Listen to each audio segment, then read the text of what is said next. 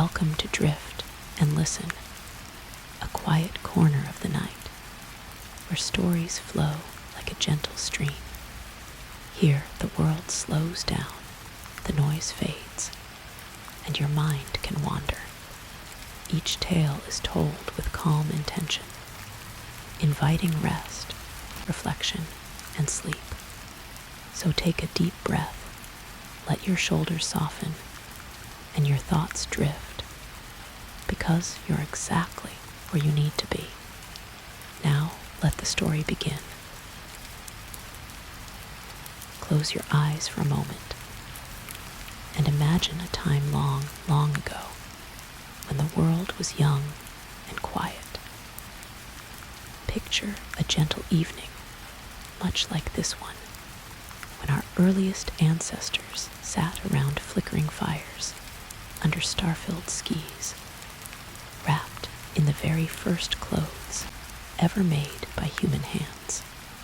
Tonight, we're going to drift back through time together to discover the peaceful story of how clothing first came to be.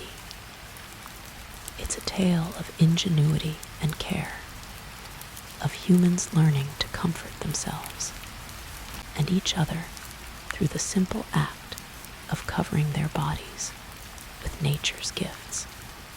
So settle in, get comfortable, and let your mind wander back to those earliest days when every discovery was new and every innovation was born from the quiet wisdom of necessity and love. The world before clothing, long before there were cities or farms or even the simplest villages. There lived people who knew the world in ways we can barely imagine. They lived close to the earth, understanding every sound of the forest, every change in the wind, every shift in the seasons. These early people had skin much like ours, smooth and sensitive, able to feel the gentlest breeze or the warmth of sunlight. But unlike the animals around them, they had no thick fur to keep them warm, no natural armor to protect them from thorns and sharp stones. Each day brought its own rhythm. The sun would rise, bringing warmth and light, but also the possibility of burning heat. As evening came, the air would cool, sometimes bringing relief, sometimes bringing a chill that made them huddle close together for warmth. They learned to love fire, watching its gentle dance, feeling its comforting warmth. But fire needed tending, and sometimes there wasn't enough wood, and sometimes the rain would come and steal away their warm, glowing friend. And so, in those quiet moments of need, when the cold crept in or the sun beat down too harshly, some gentle soul among them began to wonder, what if we could carry our protection with us? What if we could wrap ourselves in something soft and safe? Nature's first gifts. And so, they began to look around them with new eyes, seeing not just food or shelter, but possibilities for comfort and protection. The leaves. Oh, the beautiful leaves, large and broad, growing in such abundance. They noticed how some leaves were thick and sturdy, how others were soft and flexible, how they grew in perfect shapes, as if nature herself had designed them for human hands.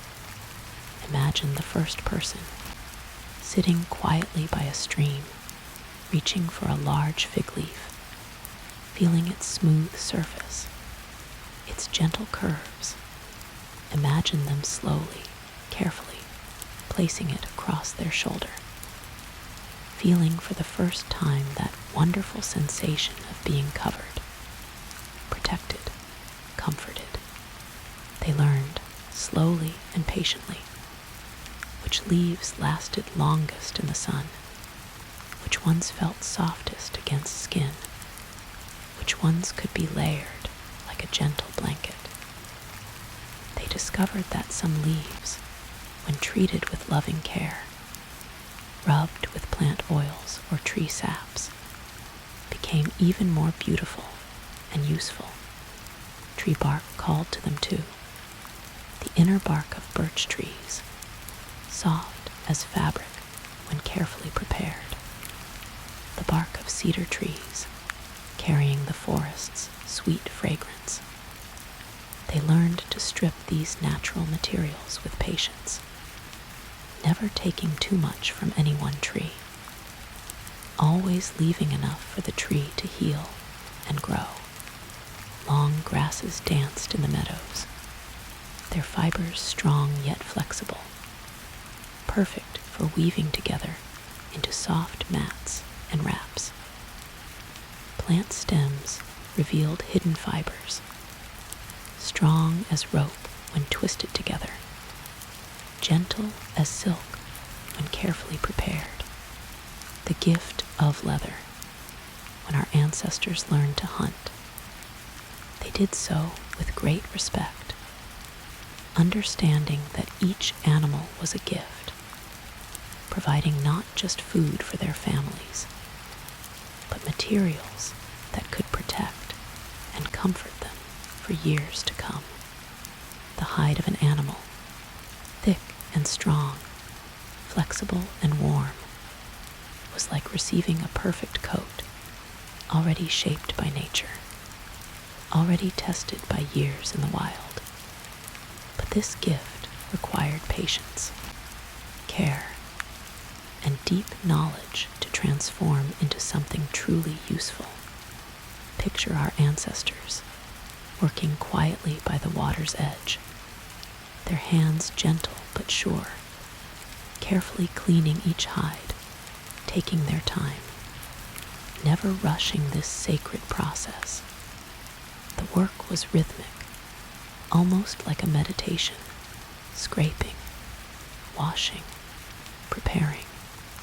They discovered that certain plants, oak bark rich in tannins, sumac leaves, special roots, could preserve the hides and make them last.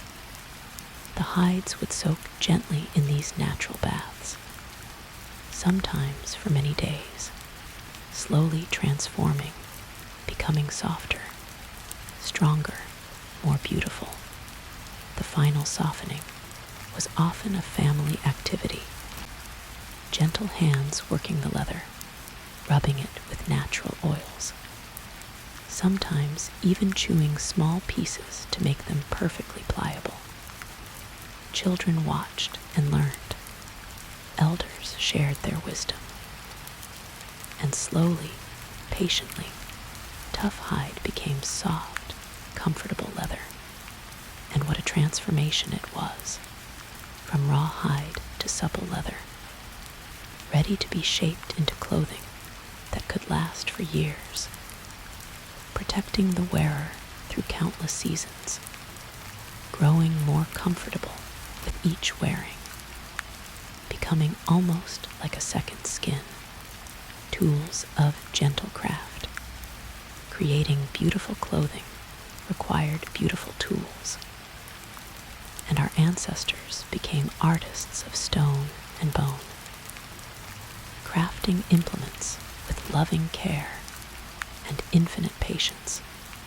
Each stone scraper was shaped by countless gentle taps, each bone needle carved with patient precision. These weren't crude instruments hastily made, but treasured tools passed down through generations, improved and refined by many caring hands. The bone needle, perhaps humanity's most elegant invention, so tiny, so simple, yet so revolutionary, made from the leg bones of birds, carved with stone tools until they were finer than thorns, polished smooth as silk, These precious needles opened up a whole new world of possibility. With needle and sinew, our ancestors could now create fitted clothing, garments that hugged the body gently, that moved with the wearer like a second skin. Each stitch was placed with care, each seam designed to last.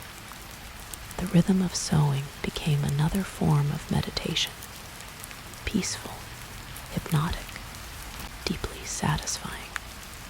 Thread came from many sources, plant fibers twisted together with patient hands, animal sinews carefully prepared, even human hair when other materials weren't available. The process of making strong thread from weak fibers was almost magical. Many individual strands becoming something much stronger when twisted together with care. And color, oh, the beautiful colors they discovered. Red from certain clays and plants, yellow from tree bark, deep blues from special berries. Each dye was a treasure, each colored garment a work of art. These weren't just clothes. They were expressions of human creativity and love of beauty, clothing as comfort and identity. As clothing became more sophisticated, something wonderful happened. These garments became more than just protection. They became a way for people to express who they were, to show their place in their community, to celebrate their achievements and dreams. Different families, different communities began to develop their own special styles. Perhaps one group became known for their beautiful featherwork, another for their intricate beadwork, still another for their wonderfully soft leather preparation. These differences weren't divisions. They were celebrations of human creativity and skill. Special occasions called for special clothing. Weddings might feature garments decorated with the most beautiful shells. Coming-of-age ceremonies might include clothing that showed new skills learned. Seasonal celebrations brought out garments decorated with symbols of renewal and hope. Making clothing became a community joy. Families would gather to work on large projects, sharing stories while they sewed, teaching children the ancient skills, celebrating when a beautiful new garment was completed. The work itself became as important as the finished product. A time for connection, for learning, for quiet companionship.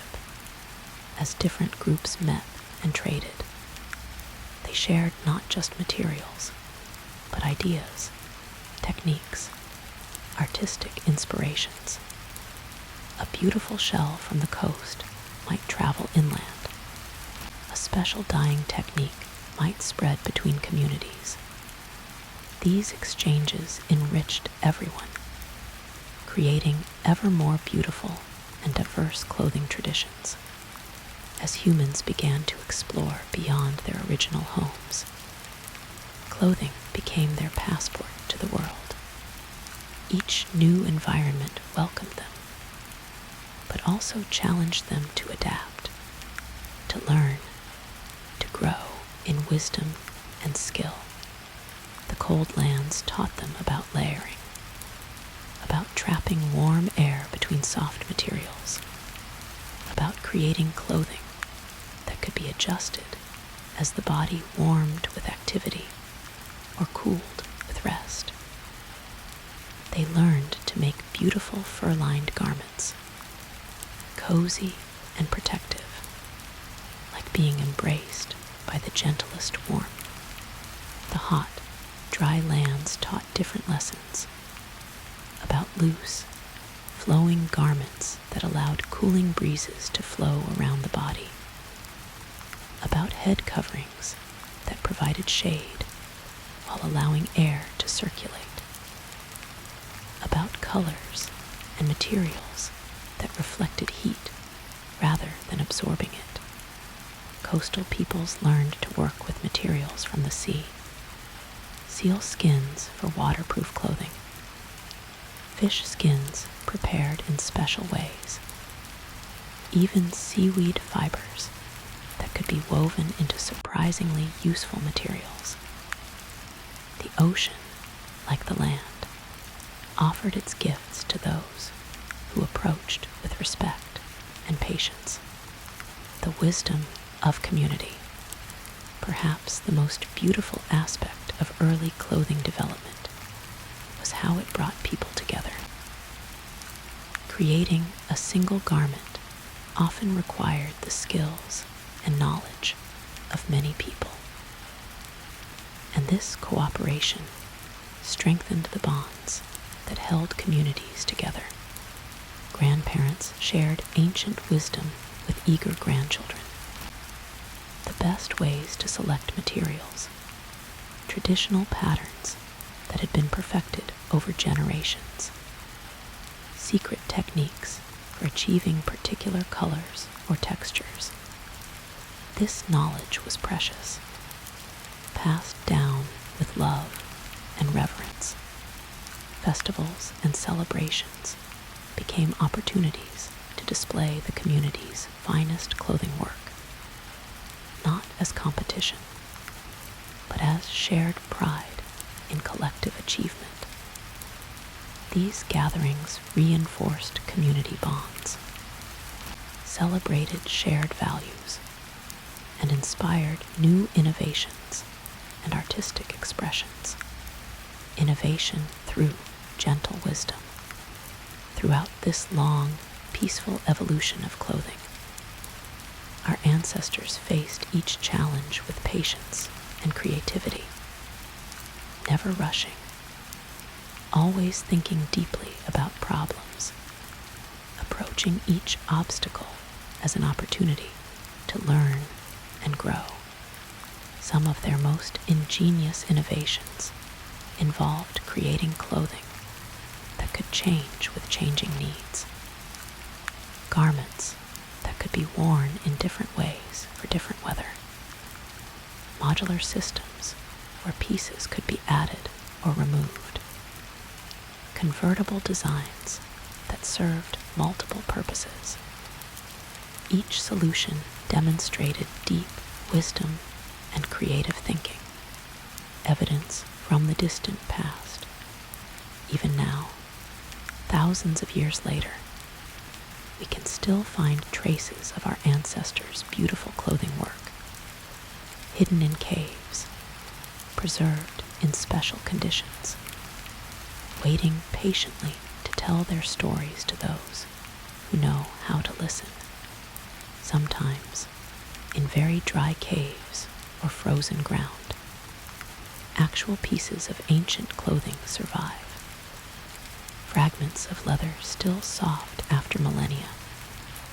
Pieces of woven plant fiber still showing their careful construction. These precious remnants connect us directly to the hands that made them, the people who wore them. Ancient art gives us glimpses of how these early garments looked when worn. Cave paintings show people dressed for different occasions, different seasons, different activities. These artistic records help us understand not just what they wore, but how they wore it, what it meant to them, the eternal thread, the wisdom discovered by our earliest ancestors didn't disappear when new materials and techniques were developed. Instead, it became the foundation, the deep roots, from which all later clothing innovations would grow. Today's leather workers still use many of the same basic principles discovered thousands of years ago. The fundamental processes of tanning, softening, shaping, remain remarkably similar. Modern tools and chemicals have made the work easier, but the essential wisdom remains unchanged. Many cultures around the world maintain unbroken connections to ancient clothing traditions. Indigenous communities often preserve knowledge and techniques that provide direct links to our shared human past. These living traditions keep ancient wisdom alive and relevant. Close your eyes and imagine the gentle lapping of the Nile against papyrus reeds, the distant sound of looms clicking in rhythm, and the rustle of linen in the desert breeze. Our story begins where two great rivers, the Nile and the Euphrates, gave birth to the world's first great civilizations. Picture, if you will, the morning sun casting long shadows across the fertile banks of the Nile, circa 3000 BCE.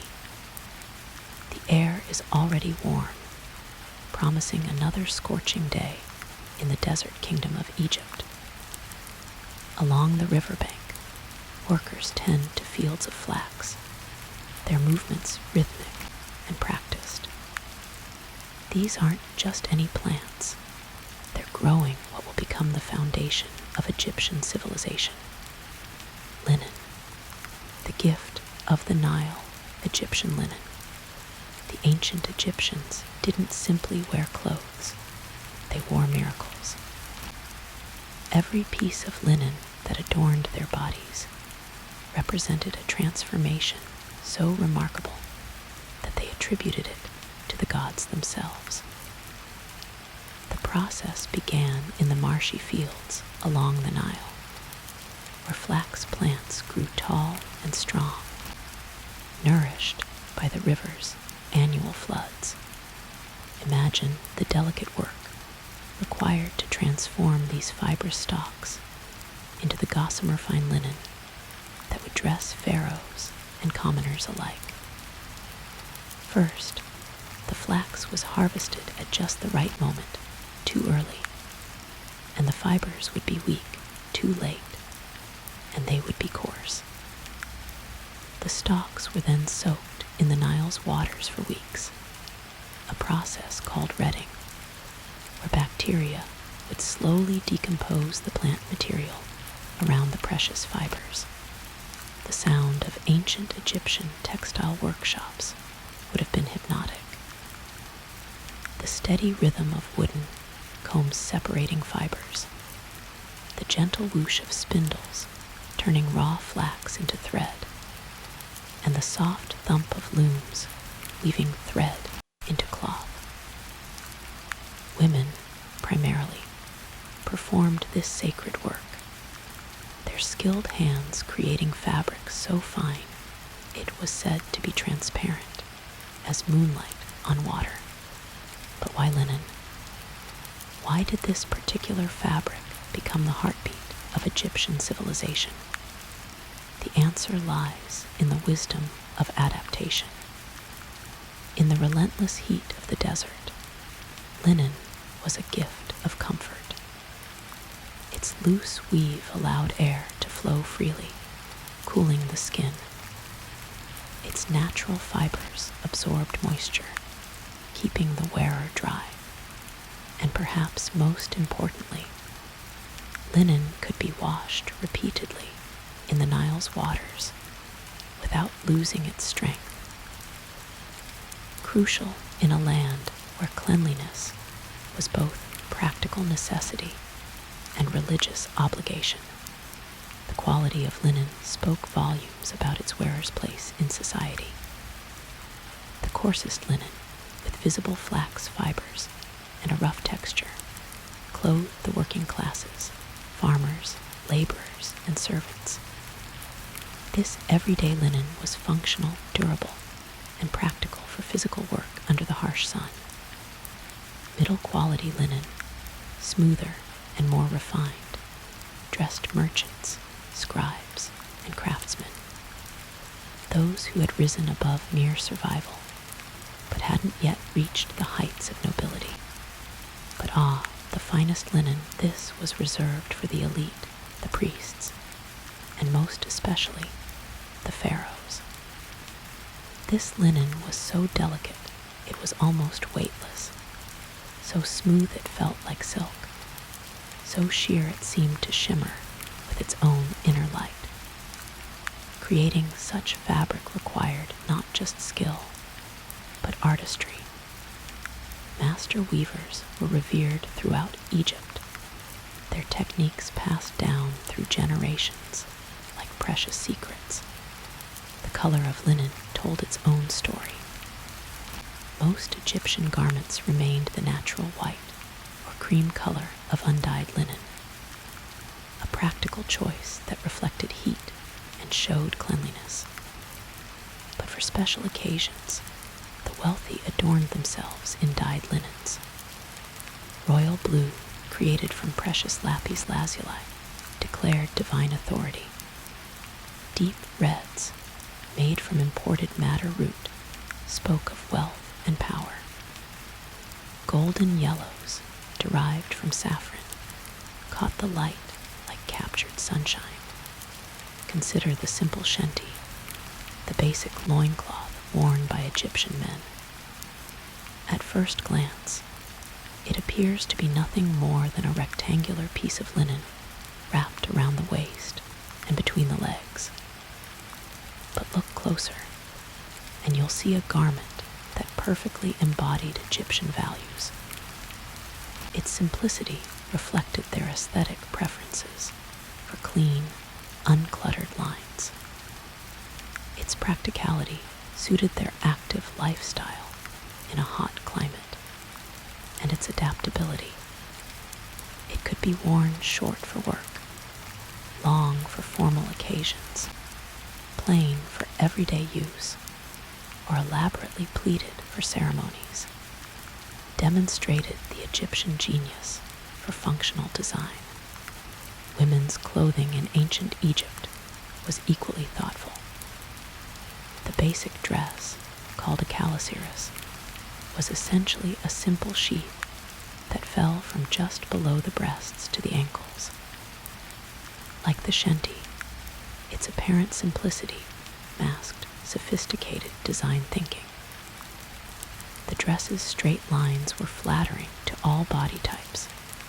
Its loose fit provided comfort in hot weather, and its length offered protection from sun and sand, while still allowing freedom of movement. But perhaps nowhere was the significance of linen more profound than in Egyptian burial practices. The process of mummification required enormous quantities of the finest linen. It's estimated that mummifying a pharaoh could require up to 400 square meters of linen bandages. This wasn't merely practical, it was deeply spiritual. The Egyptians believed that linen, being made from plants that grew along the life-giving Nile, possessed magical properties of preservation and rebirth. The wrapping of a mummy was a sacred ritual that could take weeks to complete. Each layer of linen bandages was carefully positioned according to religious specifications, with amulets and sacred texts placed between the layers. The outermost wrappings were often made from the deceased's own clothing, their personal linens becoming their eternal garments, carrying their earthly identity into the afterlife. Between the RIVERS, Mesopotamian mastery.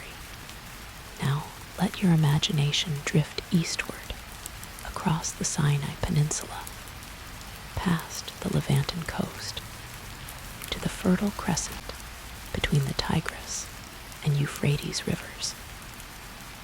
Here, in ancient Mesopotamia, we discover a textile tradition that would influence the world for millennia to come, while Egypt perfected the art of linen. Mesopotamia mastered wool. The difference wasn't arbitrary. It reflected the unique environment and lifestyle of each civilization. Where Egypt had flax growing wild along the Nile, Mesopotamia had vast grasslands perfect for grazing sheep and goats. Where Egypt's climate demanded the cooling properties of linen, Mesopotamia's more variable, whether hot summers, but potentially cold winters, made wool's insulating properties valuable. The Mesopotamians didn't just use wool, they revolutionized it. Archaeological evidence suggests they were among the first to develop sophisticated breeding programs for sheep, selecting for animals that produced longer, finer fleeces. They experimented with different preparations of wool, learning to create everything from coarse, waterproof fabrics for outdoor work to soft, almost silk-like wool for luxury garments. But the true genius of Mesopotamian textile work lay in their approach to color and pattern. While Egyptians generally preferred the clean simplicity of white or naturally colored linen, Mesopotamians embraced complexity and vibrancy. They developed an extensive knowledge of dyes and dyeing techniques, creating fabrics in rich purples, deep blues, brilliant reds, and golden yellows. The process of dyeing wool in ancient Mesopotamia was both art and science. Different mordants, substances that help dyes bond to fibers, were used to achieve different shades and ensure color fastness. Alum, derived from certain rocks, created bright, clear colors. Iron produced deeper, more muted tones. Copper gave green tints to blue dyes. Master dyers guarded their formulas jealously, passing them down only to their most trusted apprentices. Consider the conics, one of the most distinctive Mesopotamian garments. This skirt-like garment appeared to be made from tufts of wool or animal fur, creating a shaggy, textured surface. For centuries, scholars debated whether the conics was actually made from fleece or whether it was a woven fabric designed to imitate fleece. Recent archaeological evidence suggests it was likely both. Early versions may have been made from actual sheepskin, while later, more sophisticated examples were woven fabrics with carefully created tufted surfaces. The conics tells us something profound about Mesopotamian society. Unlike Egyptian garments, which emphasized smooth, clean lines and minimal ornamentation, the conics was deliberately textural, almost sculptural. It suggested abundance, the wealth to use extra material purely for decorative effect. It also demonstrated technical mastery. Creating the tufted effect required advanced weaving skills. As we delve deeper into the relationship between clothing and the divine in ancient civilizations, we begin to understand that garments were never merely functional or decorative. They were bridges between the earthly and the eternal. In both Egypt and Mesopotamia, certain garments held profound religious significance.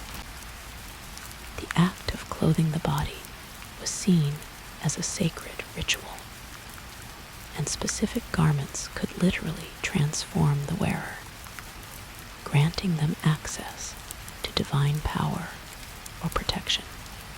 In Egypt, the connection between clothing and spirituality was perhaps most evident in the garments worn by priests and pharaohs. The pharaoh's crown wasn't just a symbol of political power. It was a sacred garment that literally made him a god on earth. The double crown of Upper and Lower Egypt, the elaborate headdresses depicting sacred animals, the ceremonial beard that even female pharaohs wore. These weren't accessories, but essential spiritual tools. The linen garments worn by Egyptian priests were subject to strict regulations. They had to be perfectly clean, without any stains or tears. They had to be made from linen only. Wool was considered impure for religious purposes, possibly because it came from animals rather than plants. The priests changed their linen garments multiple times a day, with used garments being carefully purified before reuse. The language of status in the soft lamplight of ancient homes, as families gathered for evening meals. Clothing spoke a language that everyone could read fluently, the language of social position, wealth, and power. In both Egyptian and Mesopotamian societies, your clothing announced your place in the world before you spoke a single word. This wasn't vanity or superficiality. It was a practical social system that helped complex civilizations function smoothly. At the top of Egyptian society, the pharaoh's clothing was designed to be unmistakably royal. The elaborate headdresses, the finest possible linen garments, the jewelry that incorporated precious metals and stones. All of these served to set the pharaoh apart from even the wealthiest nobles. But royal clothing wasn't just about luxury. It was about communication.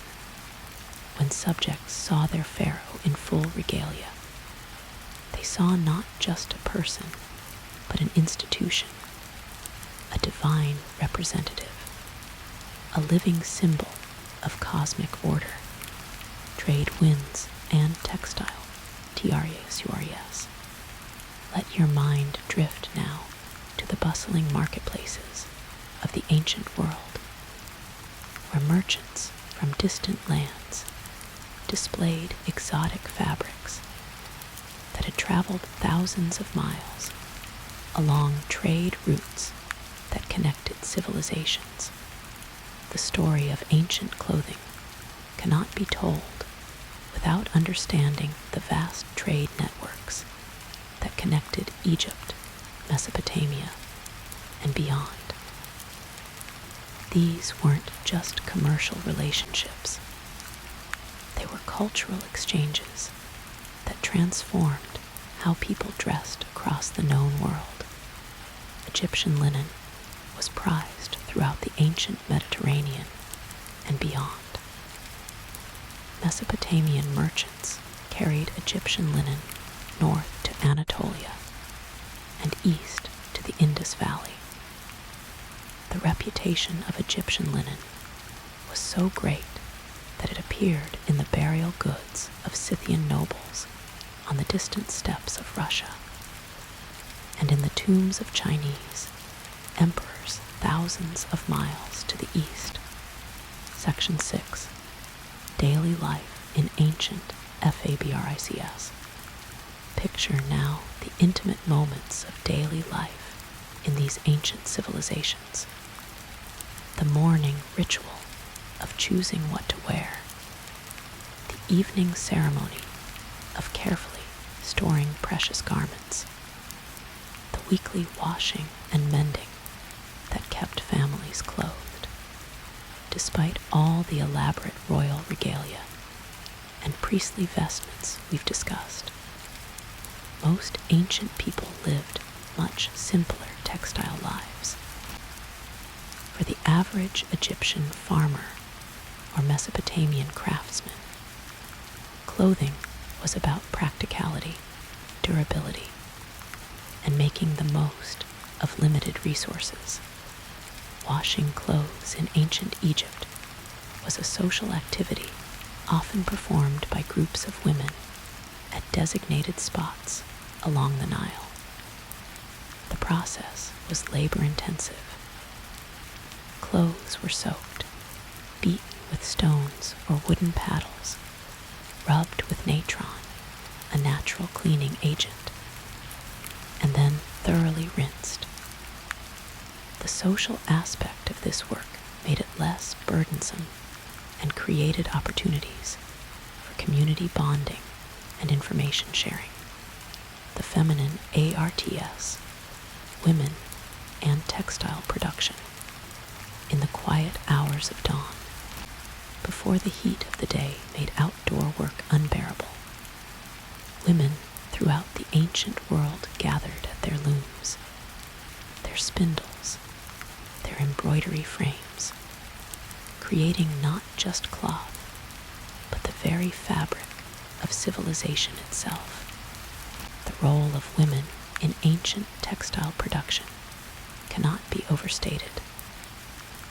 While men might be involved in growing flax or raising sheep, the transformation of raw materials into finished cloth was overwhelmingly women's work. Work that was both economically crucial and artistically sophisticated. In Egyptian households, textile production was often the primary economic activity for women. A skilled weaver could support her family through her craft, and the finest linen weavers were as highly regarded as any other master craftspeople. Section 8. Beyond Egypt and Mesopotamia. Our journey through ancient textiles wouldn't be complete without glimpsing the broader world. The other civilizations that were simultaneously developing their own unique relationships with cloth and clothing, while Egypt and Mesopotamia were perfecting linen and wool.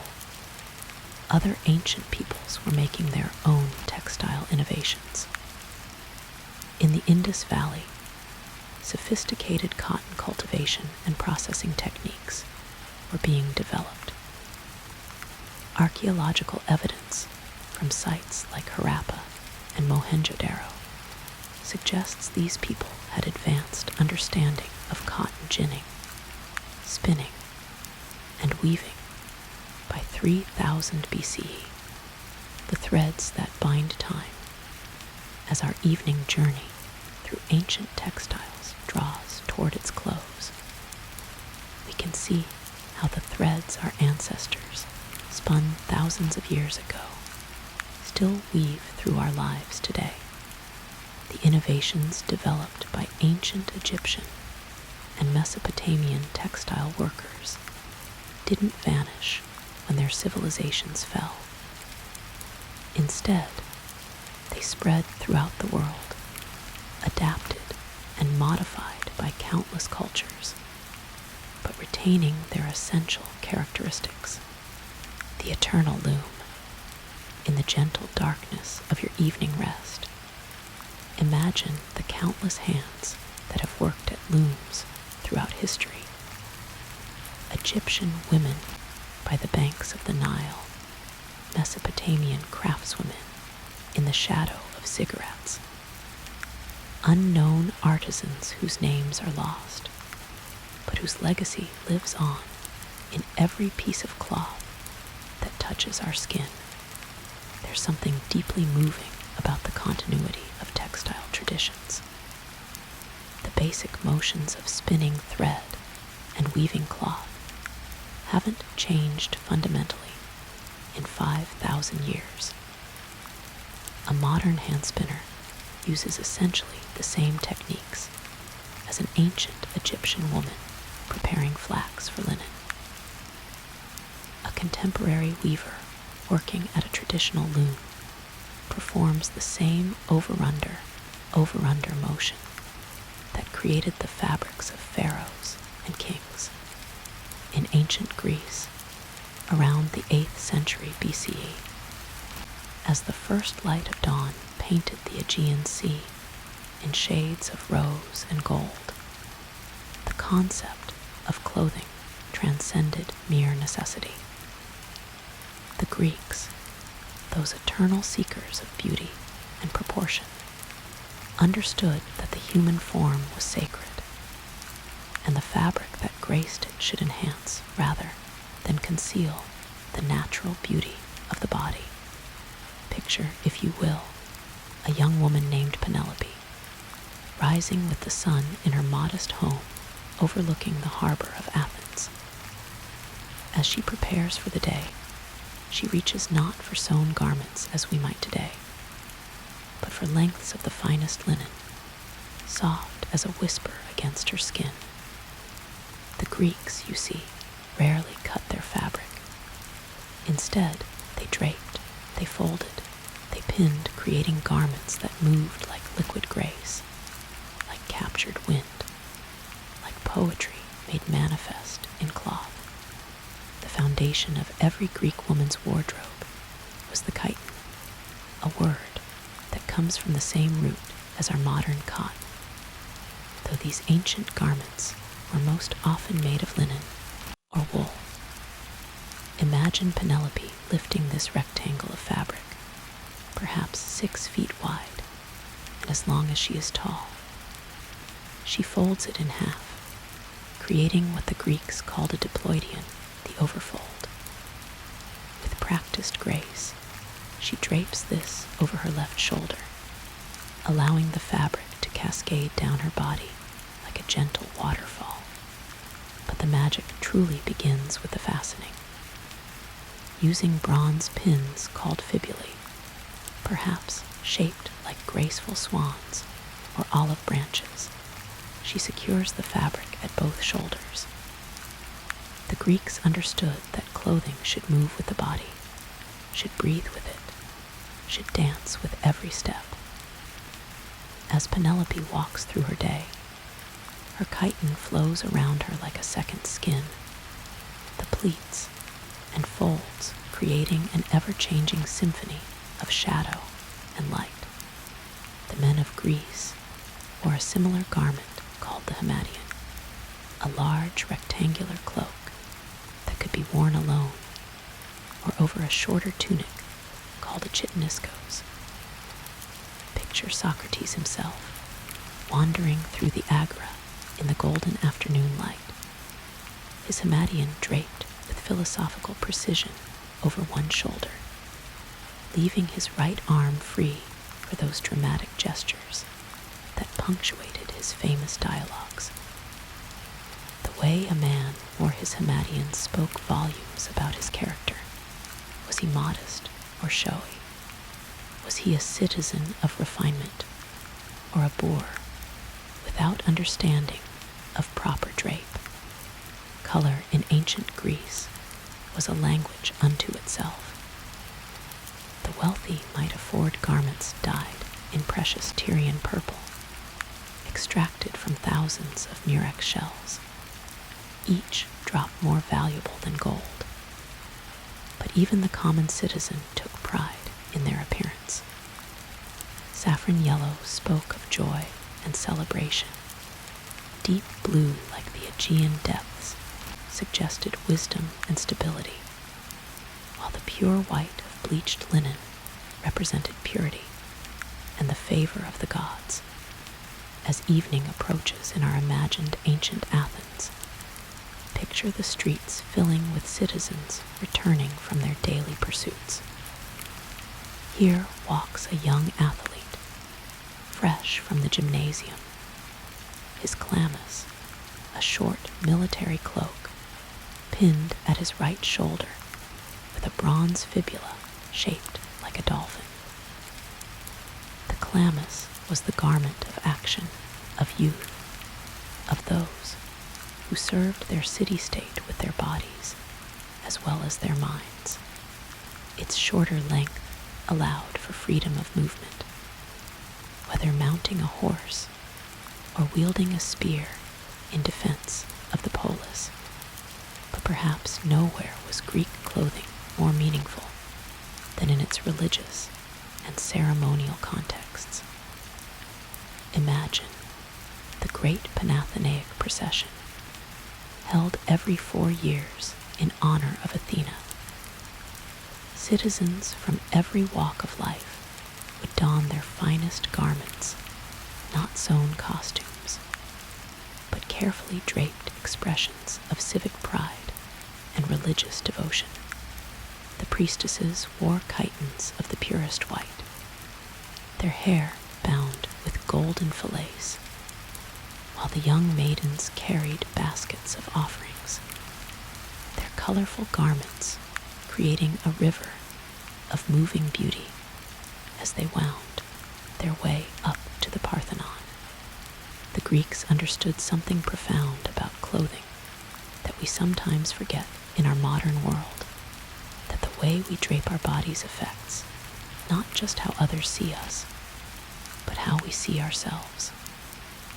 The flowing lines of the chiton encouraged grace of movement.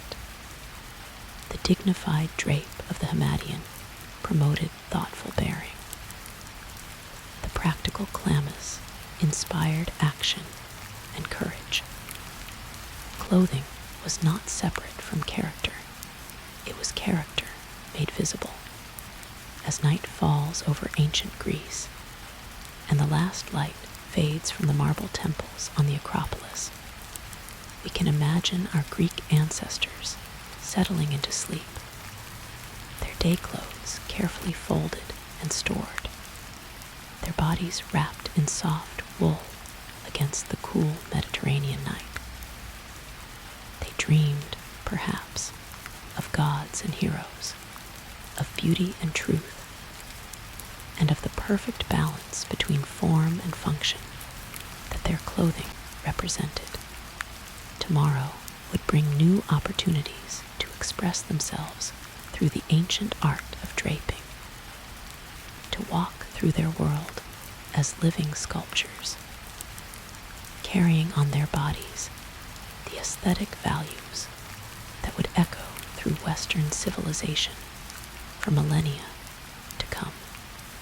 As we drift from the philosophical beauty of Greece into the imperial grandeur of Rome, the very air seems to change. Where Greek clothing spoke of harmony and natural grace, Roman garments declared power, citizenship, and the glory of an empire that stretched from Britain to Egypt, from Spain to Syria. In Rome, clothing was not merely personal expression. It was political statement, social hierarchy, and imperial propaganda, all woven into one. Picture the bustling streets of Rome in the 1st century CE, during the golden age of the empire. The sun rises over the 7 hills, casting long shadows between the insulae, the multi-story apartment buildings where most Romans lived. But let us follow a different path this morning, through the Palatine Hill, where the wealthy and powerful make their homes, where every fold of fabric tells a story of status and ambition. Here lives Marcus Aurelius Maximilian, a wealthy senator, as he prepares for a day of important business in the Forum. His slave, trained in the intricate art of Roman dress, begins the elaborate process of clothing his master. First comes the subligaculum, a loincloth that serves as undergarment, then the tunica, a simple rectangular garment not unlike the Greek chiton, but with an important difference. Where Greek garments were typically draped and pinned, Roman tunics were often sewn at the sides, representing the Roman preference for structure and formality over the flowing freedom of Greek dress. But the true glory of Roman dress was yet to come. Over the tunic, Marcus's slave drapes the toga, that magnificent semicircle of wool that became the ultimate symbol of Roman citizenship. Imagine this process: 18 feet of pure white wool, carefully pleated and draped over the left shoulder, passed under the right arm, then brought back over the left shoulder again. The weight of it, nearly 20 pounds of fabric, required skill to wear properly, and the way it was draped spoke volumes about the wearer's sophistication and social standing. The toga was exclusively the garment of Roman male citizens. Slaves, foreigners, and exiles were forbidden to wear it. Toga-wearing people became the Roman term for civilization itself. To be granted the right to wear the toga was to be welcomed into the heart of the empire. Young Roman boys wore the toga praetexta, bordered with purple stripe, until their coming-of-age ceremony, when they would don the pure white toga virilis, marking their entrance into adult citizenship. But Rome was an empire of hierarchies, and every stripe, every border, every shade of color coded these social distinctions. Senators wore togas with broad purple stripes, the toga laticlavia. The emperor himself might wear a toga entirely of purple silk, so expensive that it literally cost more than most people earned in a lifetime.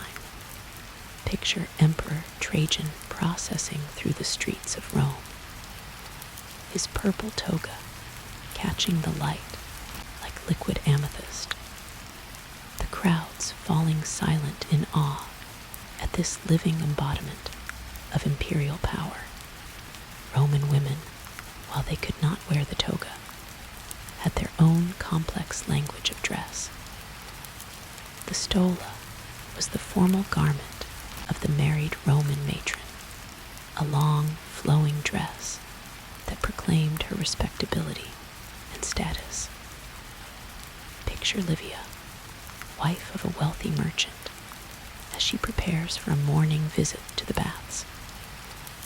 Her slave helps her into a stola of finest silk, perhaps imported at great expense from far-off China, along the Silk Road. Over this goes the palla, a rectangular cloak similar to the Greek hamadeion, but worn with distinctly Roman formality. The colors available to wealthy Romans would have dazzled the eye. Beyond the famous Tyrian purple, there was scarlet from Kermes insects, brilliant yellow from saffron, deep blues from indigo, and rich browns from the precious murex shells. Roman purple was so coveted that wearing it without proper rank was a crime punishable by death. The emperor's purple silk, known as blada, was said to shimmer with an almost supernatural radiance. But Roman clothing was not merely about display. It was deeply practical, designed for the needs of a people who governed the world. The sagum was the military cloak, shorter and more practical than the civilian toga, designed to allow freedom of movement in battle while still maintaining Roman dignity. Picture a centurion on the frontier, his red sagum bright against the misty British countryside, or a legionnaire marching through the forests of Germania, his cloak keeping him warm while announcing his Roman identity to any who might see him.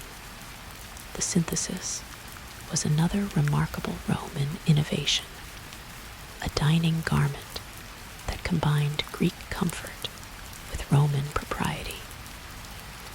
When Romans reclined at their elaborate dinner parties, the formal toga was impractical, so they developed this comfortable yet elegant alternative. Imagine a Roman feast in the villa of a wealthy patrician. Guests reclining on couches, wearing syntheses of various colors, some in deep purple, others in gold-embroidered silk, all designed to allow comfortable dining while maintaining the dignity expected of Roman society. Roman children, too, had their place in this sartorial hierarchy. Boys wore the toga praetexta with its purple border until they came of age, while girls wore simple tunics until marriage, when they would adopt the stola of the married woman. Picture a Roman family gathering.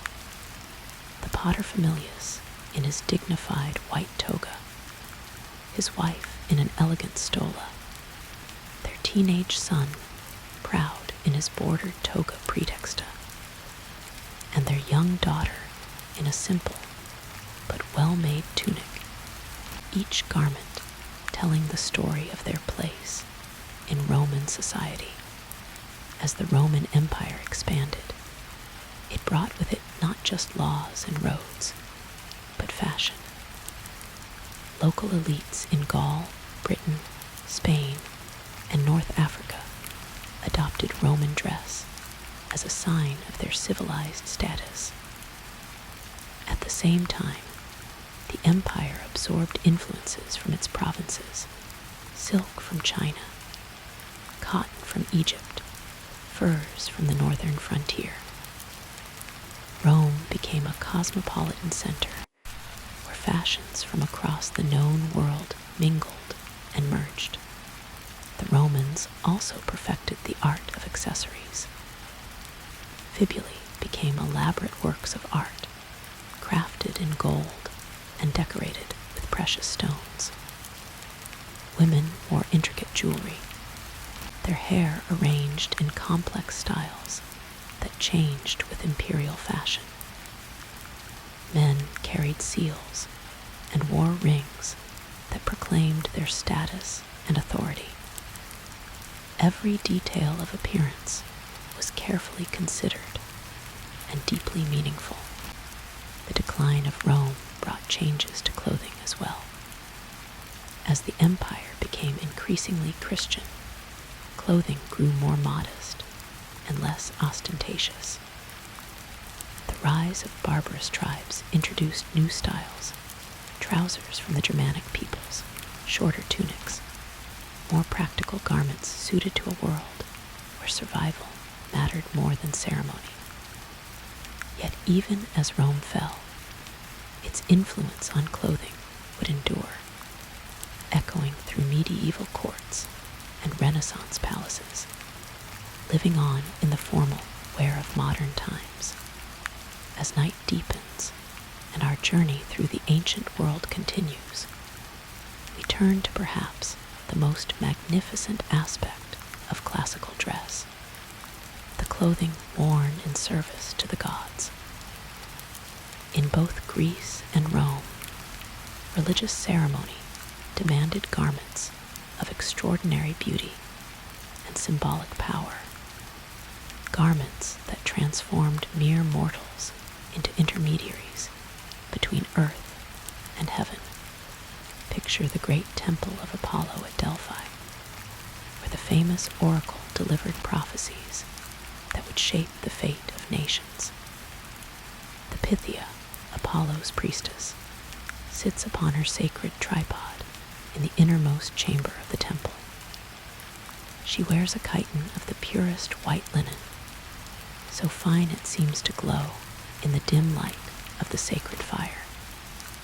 Golden bands encircle her arms, and upon her head rests a laurel crown each leaf crafted in beaten gold, each detail perfect in its divine symbolism. The Greeks understood that certain garments held power beyond their material form. The aegis of Athena, goddess of wisdom and warfare, was said to be made from the skin of the goat that nursed Zeus. When depicted in sculpture or painting, Athena's aegis appears as a breastplate or cloak adorned with the head of Medusa, its very sight capable of striking terror into enemies. Mortal priestesses serving Athena wore scaled garments that echoed this divine protection, their clothing transforming them into earthly embodiments of the goddess's power. In Rome, religious dress reached even greater heights of splendor. The Flamen Diales, the high priest of Jupiter, was bound by ancient laws that governed every aspect of his appearance.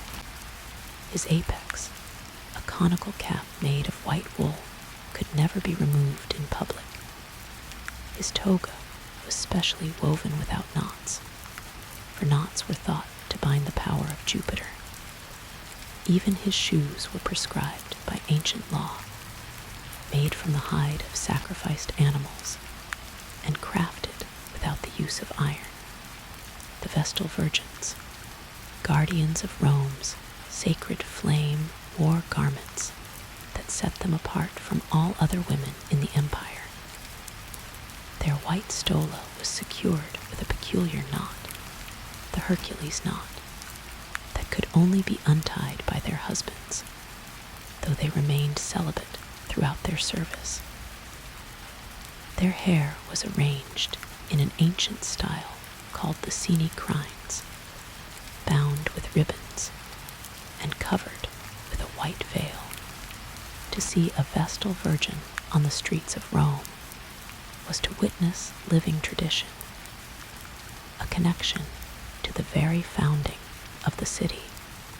During the great religious festivals, the entire population of a city might participate in ceremonial dress.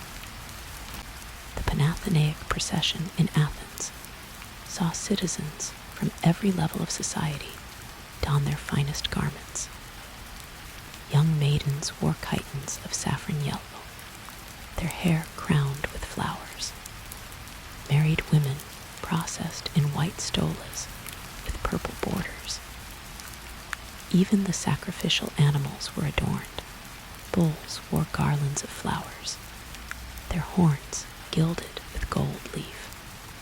The mystery religions that flourished in both Greece and Rome demanded their own special garments. Initiates into the Eleusinian mysteries wore simple white robes during their sacred journey, but these garments were anything but ordinary. They were woven by virgin priestesses using threads spun only during certain phases of the moon. The white dye came from specific flowers gathered at dawn, and the garments were blessed in elaborate ceremonies before being worn. In the cult of Dionysus, clothing took on entirely different meanings. The god of wine and ecstasy demanded garments that reflected his wild nature. His followers wore fawn skins draped over short tunics, crowned themselves with ivy and grapevines, and carried the thyrsus, a staff topped with a pine cone and wound with ribbons. During the Dionysiac festivals, normal social rules were suspended, and clothing became a means of transformation, allowing participants to shed their everyday identities and become something wild and divine. The Romans, ever practical, institutionalized religious dress in ways the Greeks never did. The various colleges of priests each had their prescribed garments, decorations and maintained with religious precision. The Salii, priests of Mars, wore embroidered tunics and bronze breastplates during their sacred war dances. The Arval brothers, who performed agricultural rites, wore white robes bound with ribbons, their heads crowned with ears of wheat. Even in death, the ancients understood the power of ceremonial dress. Greek burial customs called for the deceased to be wrapped in their finest chiton, often specially woven for the purpose. Coins were placed on the eyes to pay Charon, the ferryman of the dead, and the body was adorned with gold jewelry and perfumed oils. Roman funeral customs were even more elaborate. Wealthy citizens might be cremated in togas of purple silk, their ashes placed in urns carved with images of their earthly achievements. The transformation power of ceremonial dress was perhaps most evident during the great imperial triumphs of Rome. When a victorious general returned from campaign, he was dressed as Jupiter himself, his face painted red with vermilion, his body draped in a toga of solid purple embroidered with golden stars.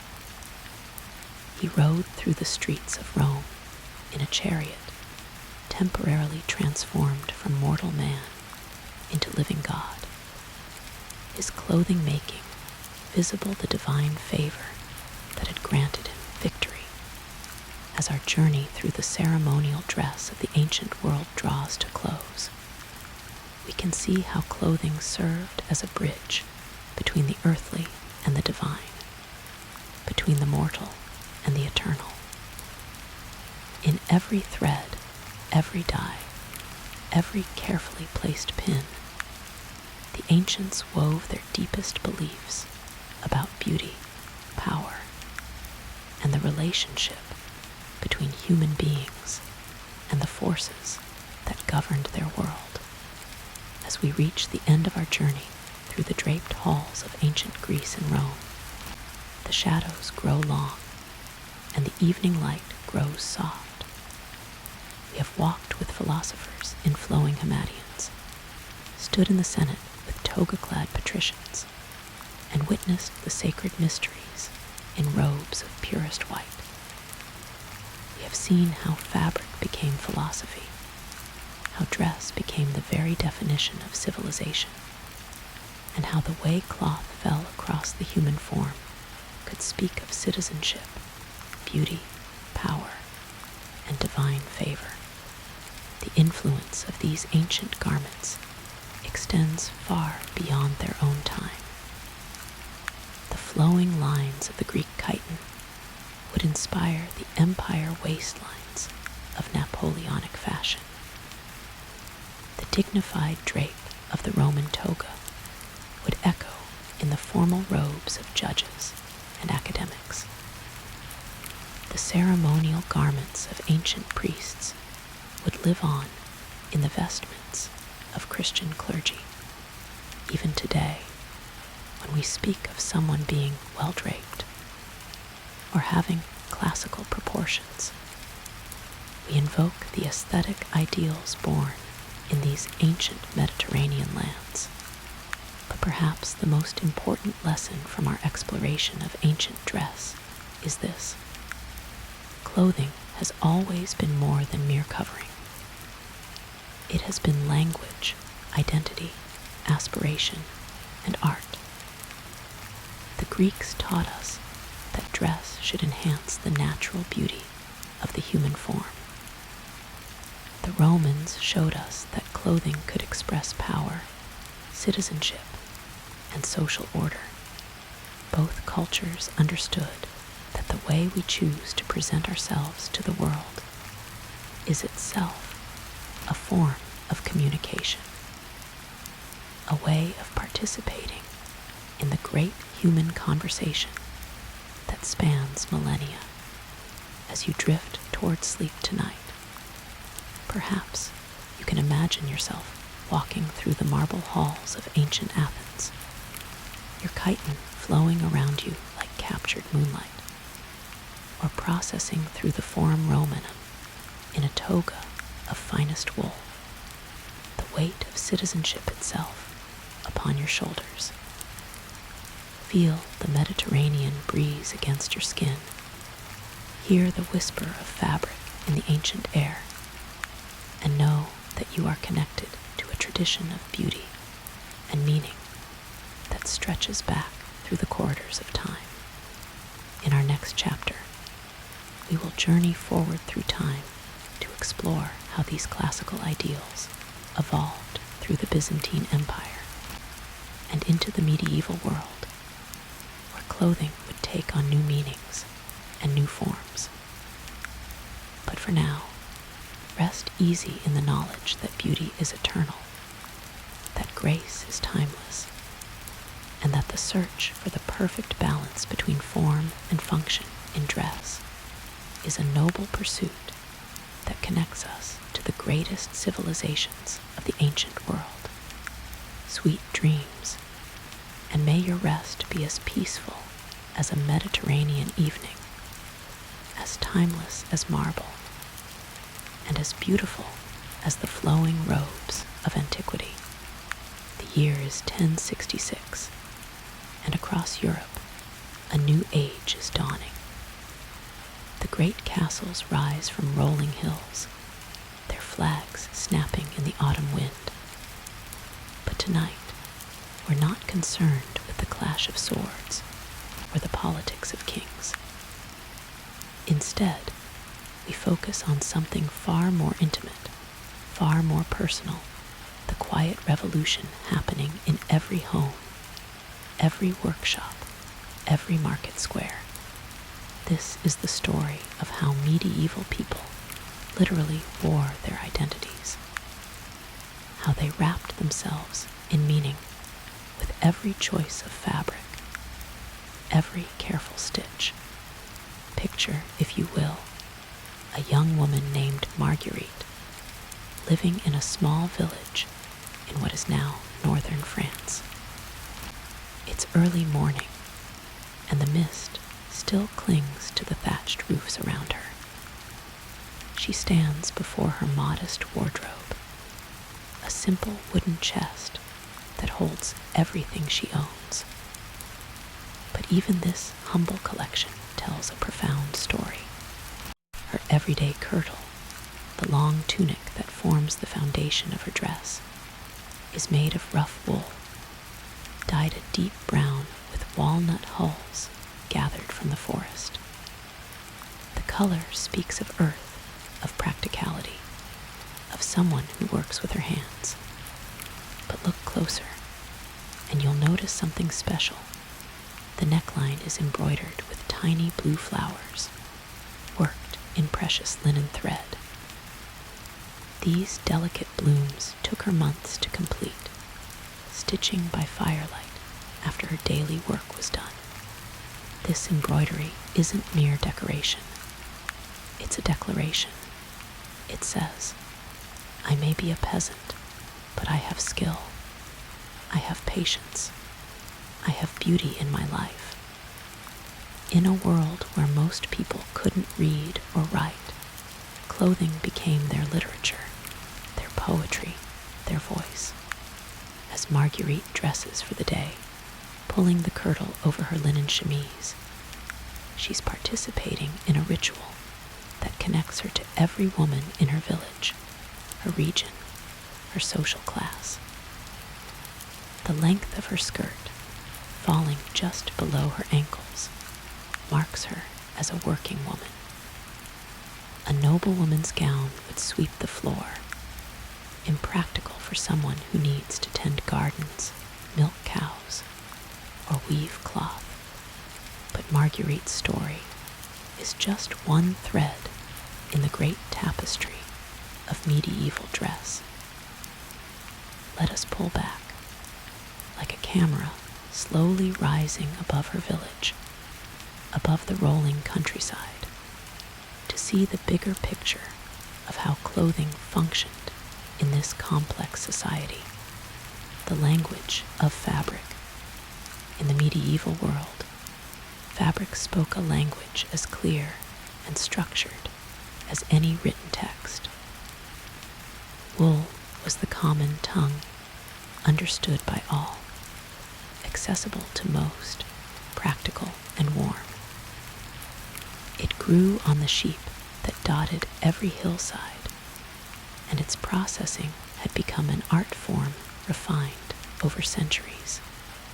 Listen to the gentle rhythm of medieval life, the soft bleating of sheep in distant fields, the rhythmic thock-thock-thock of the spinning wheel, the whispered passage of the shuttle through the loom.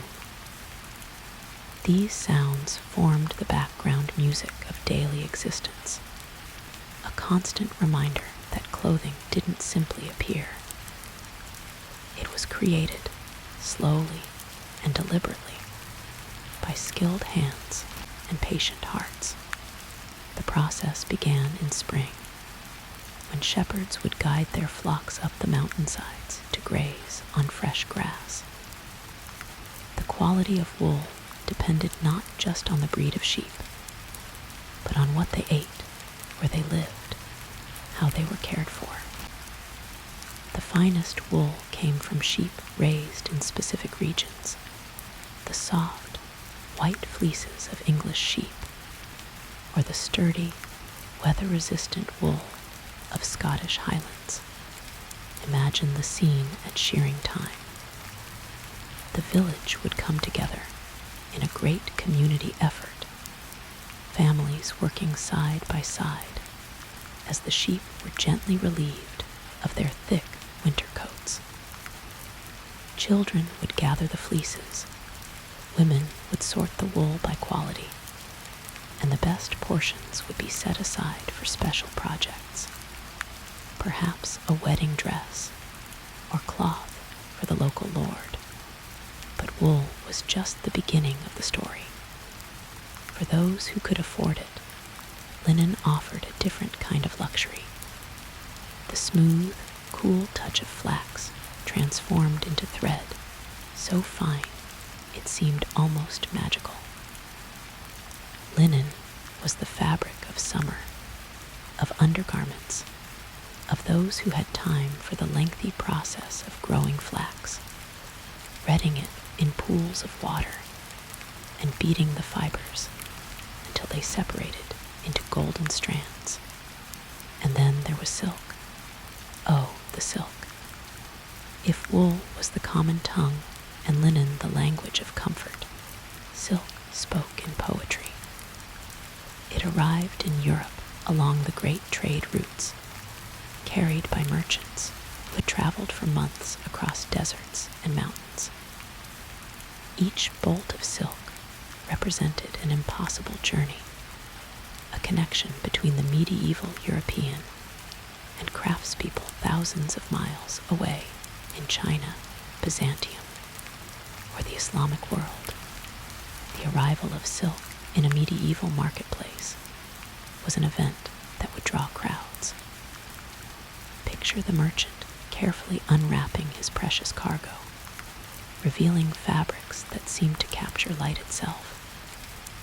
Deep crimson silks that glowed like rubies, midnight blues that held the mystery of the night sky, golden yellows that seemed to contain actual sunlight.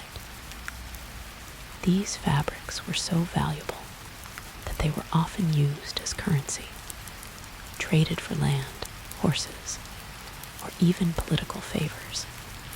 But silk wasn't just about luxury, it was about connection. When a medieval European wore silk, they were literally wrapping themselves in the skills and artistry of distant cultures. They were participating in a global economy that connected York to Venice, Bruges to Constantinople, London to Damascus. In an age before instant communication, before global media, silk served as a bridge between worlds, the rainbow of rank. Color in the medieval world carried meaning as precise and important as words on a page.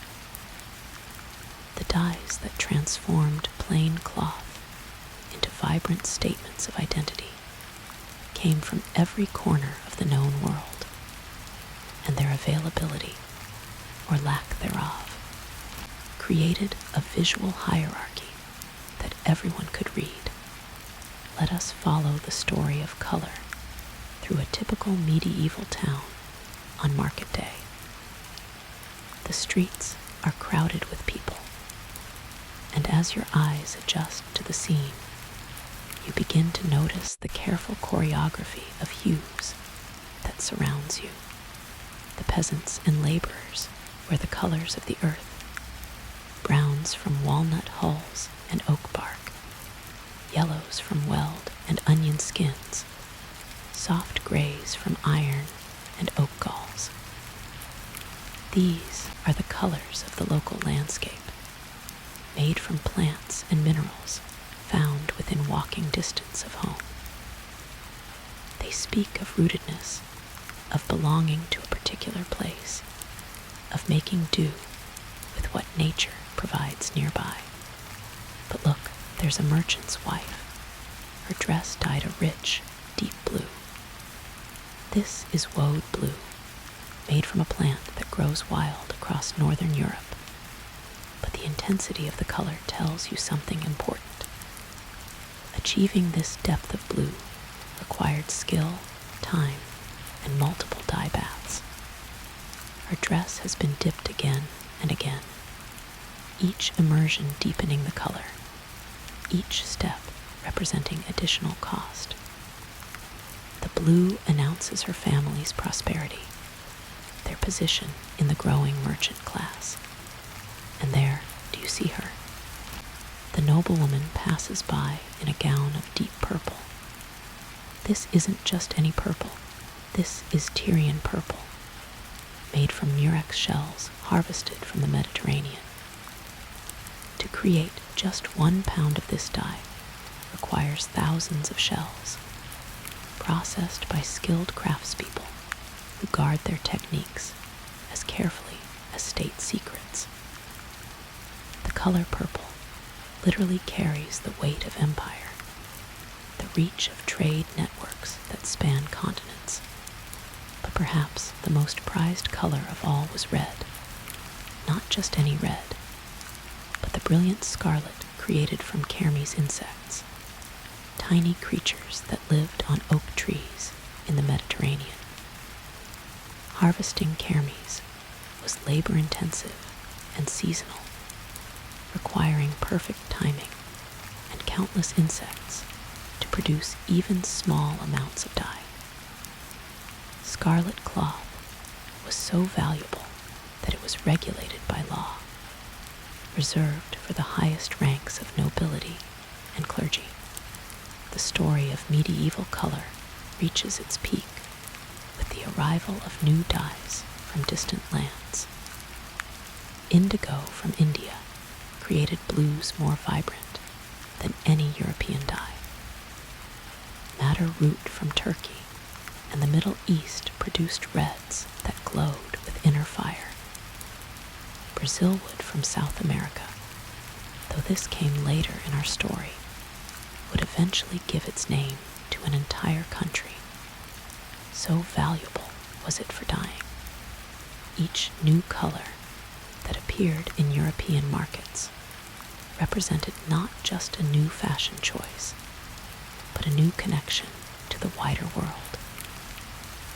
When a medieval person wore clothing dyed with indigo, they were literally clothing themselves in the agricultural knowledge of Indian farmers, the trading expertise of Arabic merchants, the shipping skills of Italian navigators, the WEAVRS, GUILDS, and the rhythm of creation. As medieval society grew more complex, so too did the organization of textile production. The rise of the guilds those medieval associations of craftspeople transformed cloth-making from a household activity into a sophisticated industry with its own rules, traditions, and secrets. Picture a medieval textile town, perhaps Bruges, with its canals reflecting the soft light of morning, or Florence, where the sound of looms created a constant, gentle percussion throughout the city. The guilds divided textile work into specialized crafts, each with its own identity, its own pride, its own closely guarded techniques. The woolmongers controlled the raw materials, traveling to distant fairs to select the finest fleeces. They developed an almost mystical ability to judge wool quality by touch, able to determine a sheep's age, diet, and health simply by running the fibers through their fingers. Their knowledge was power, and they guarded it carefully, passing techniques from master to apprentice in an unbroken chain that stretched back generations. Then came the spinners, mostly women, who transformed raw wool into thread. This wasn't simple work. The tension had to be perfect, the twist consistent, the thickness uniform. A master spinner could create thread so fine, and even that cloth woven from it would be nearly silk smooth. These women often worked in their homes, their spinning wheels providing a steady income that gave them unusual independence for the medieval period. The weavers themselves were the aristocrats of the textile world. Their great looms were complex machines requiring years to master. A master weaver could create patterns of incredible intricacy, geometric designs that seemed to dance across the cloth, pictorial tapestries that told entire stories, complex weaves that played with light and shadow to create fabrics that seemed to shift and change as the viewer moved. The sound of a medieval weaving workshop was like music, the rhythmic beating of the reed, the soft swish of the shuttle, the gentle creak of the loom frame. Weavers often sang as they worked traditional songs whose rhythm matched the movements of their craft. These work songs served multiple purposes. They helped maintain the steady rhythm necessary for even cloth. They made the long hours pass more pleasantly, and they preserved the oral history of the community. Master weavers jealously guarded their most complex patterns, often working from memory rather than written instructions. A master might spend months creating a single piece of cloth, each day adding just a few inches to a growing masterpiece.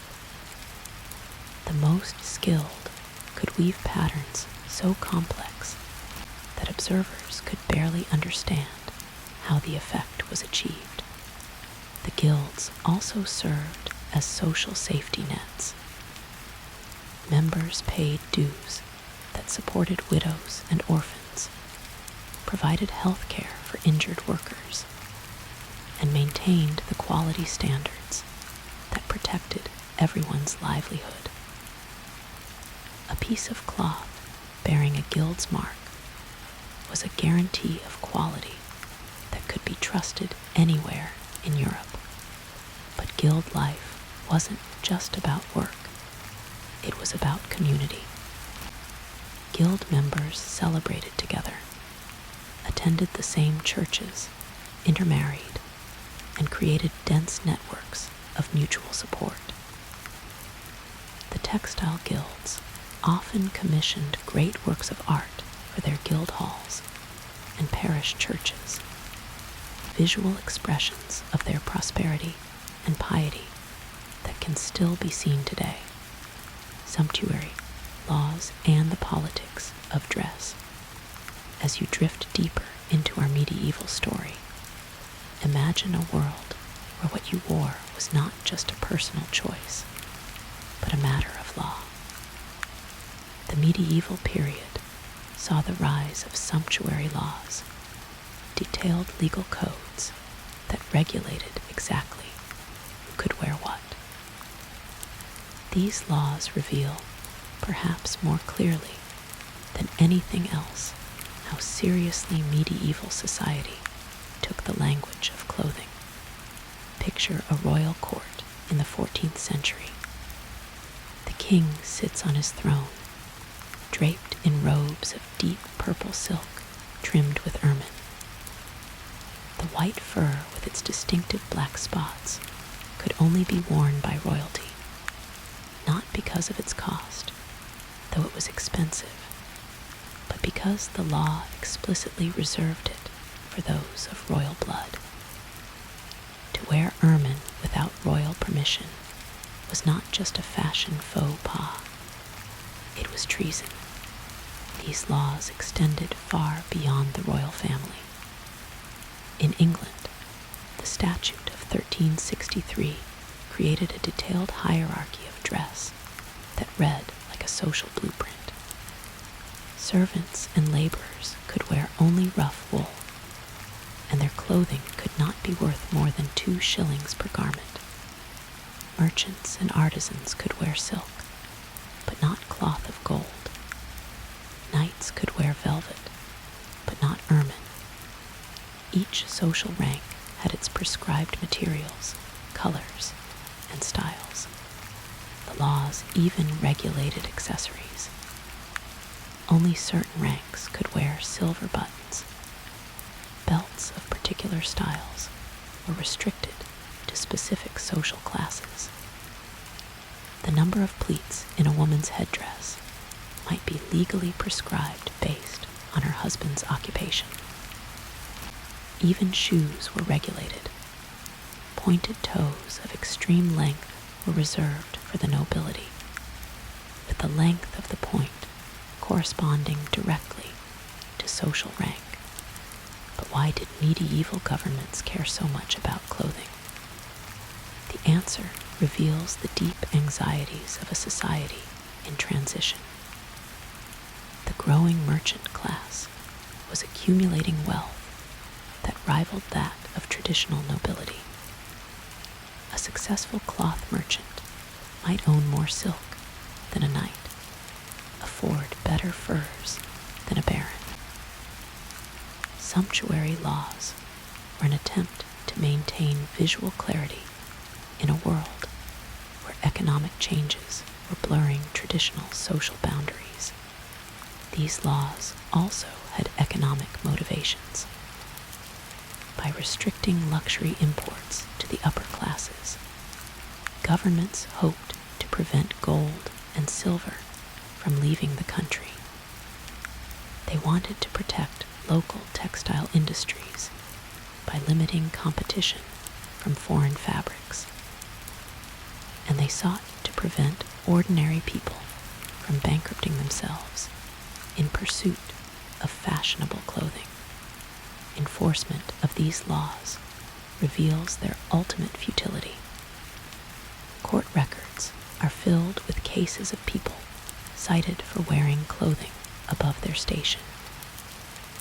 Merchants' wives were fined for wearing silk. Prosperous farmers faced penalties for clothing their children in fabrics deemed too fine for their rank. The very frequency of these prosecutions suggests how often the laws were broken. The black market in restricted clothing items created its own underground economy. Used luxury garments were secretly traded, altered to remove identifying guild marks, or smuggled across regional boundaries where different rules applied.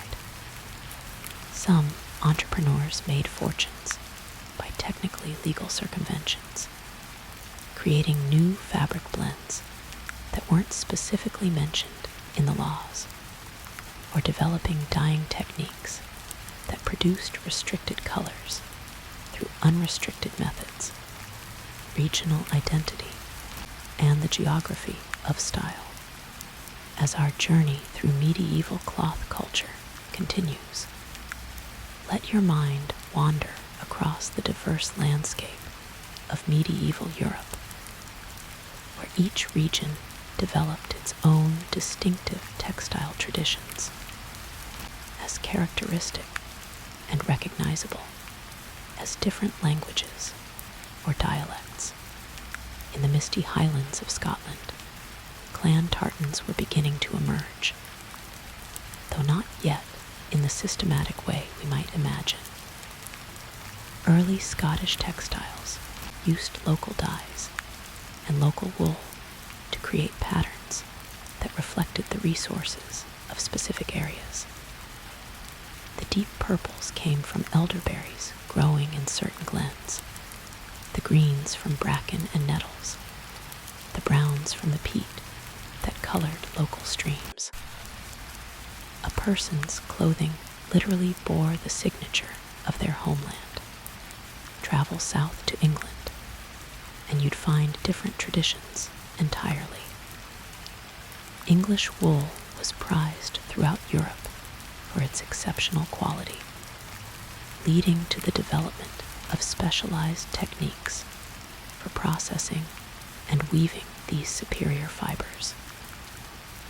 English cloth developed a reputation for durability and warmth that made it sought after from Scandinavia to the Mediterranean, cross the Channel to Flanders, and you'd enter a different world entirely.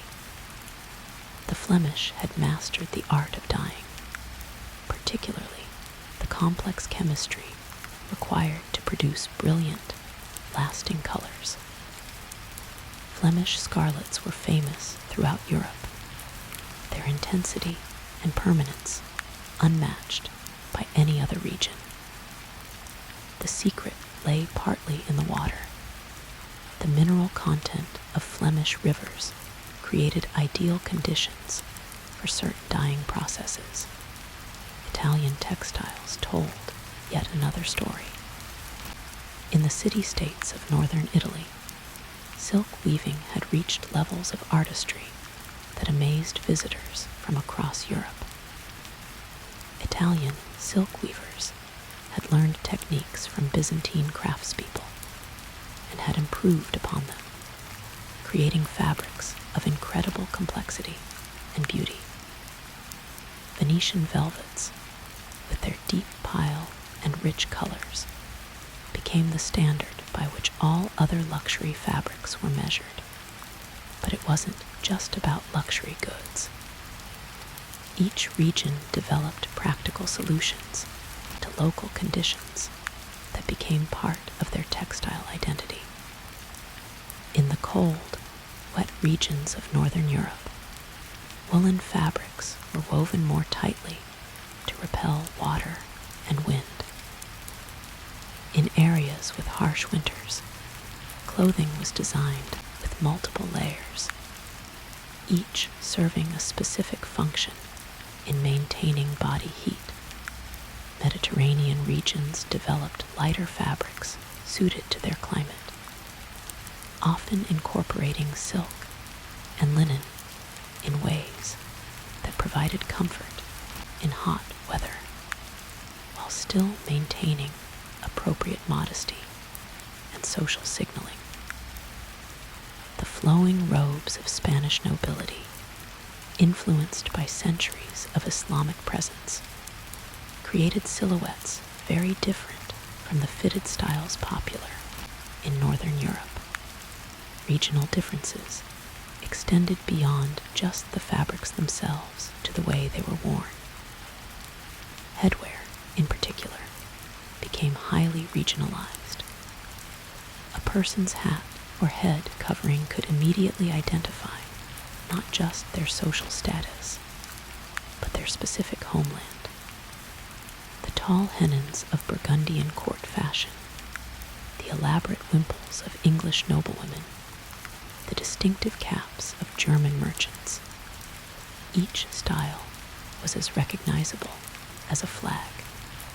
Trade fairs became showcases for these regional specialties, creating a kind of medieval fashion week where merchants and customers could see the latest developments from across Europe. The great fairs at Champagne, the cloth halls of Bruges, the markets of Florence, these became centers not just of commerce, but of cultural exchange, where ideas about style, technique, and design crossed borders along with the goods themselves. The sacred thread, religious symbolism in medieval dress. As evening settles over our medieval world, let us turn to one of the most profound influences on medieval clothing: religion. In an age where faith permeated every aspect of daily life, religious symbolism wove itself into the very fabric of what people wore, creating a complex language of spiritual meaning that was as important as any social or economic message. The color white held special significance in medieval Christian culture, representing purity, innocence, and spiritual cleanliness. Wedding dresses, though not universally white in this period, increasingly incorporated white elements: a white veil, white sleeves, white undergarments that might peek through carefully placed openings. Brides preparing for their weddings would often fast and pray while sewing these white elements, investing the very creation of the garments with spiritual meaning. Monastic clothing represented perhaps the purest expression of religious textile symbolism. The simple brown robes of Franciscan friars spoke of their commitment to poverty and humility. The stark black and white of Dominican habits visually represented their dedication to both learning and preaching. Benedictine monks wore black as a symbol of death to the worldly life, while Cistercians chose undyed wool, finding spiritual meaning in the natural colors of their sheep. But religious symbolism in dress extended far beyond clerical clothing. Ordinary people incorporated sacred elements into their everyday garments in ways both obvious and subtle. Embroidered crosses appeared on collars and cuffs. Religious medals were sewn into garments as hidden protection. Pilgrims wore specific symbols: the shell of St. James for those traveling to Santiago de Compostela, the palm frond for those returning from Jerusalem, the crossed keys of St. Peter for visitors to Rome. The creation of religious textiles was itself considered a form of prayer. Nuns spent countless hours creating elaborate vestments for priests, altar cloths for churches, and ceremonial banners for religious processions. The gold threads they used were often literally precious metal, beaten so thin it could be wound around silk cores. Working with such materials required not just skill, but a kind of meditative patience that was itself considered spiritually beneficial. Church vestments followed a complex calendar of colors that created a visual representation of the liturgical year: purple for Advent and Lent, white for Easter and Christmas, red for Pentecost and Martyrs' Days, green for ordinary time. These colors weren't arbitrary choices. but were invested with layers of theological meaning that any medieval person would understand. The production of liturgical textiles often involved entire communities. A village might spend months preparing vestments for their local church, with different families contributing according to their skills and means. The wealthy might donate silk or gold thread. Skilled embroiderers would contribute their labor, and even children might help with simple tasks like winding bobbins or sorting threads. Religious garments also served protective functions that went beyond the merely symbolic. Holy relics were sometimes sewn into clothing, creating a form of portable spiritual armor. Certain prayers or biblical verses might be embroidered in Latin around the edges of garments, usually in thread colors that matched the fabric so closely that the text was nearly invisible. A private communication between the wearer and the divine. The merchant's tale, trade, travel, and textile transformation.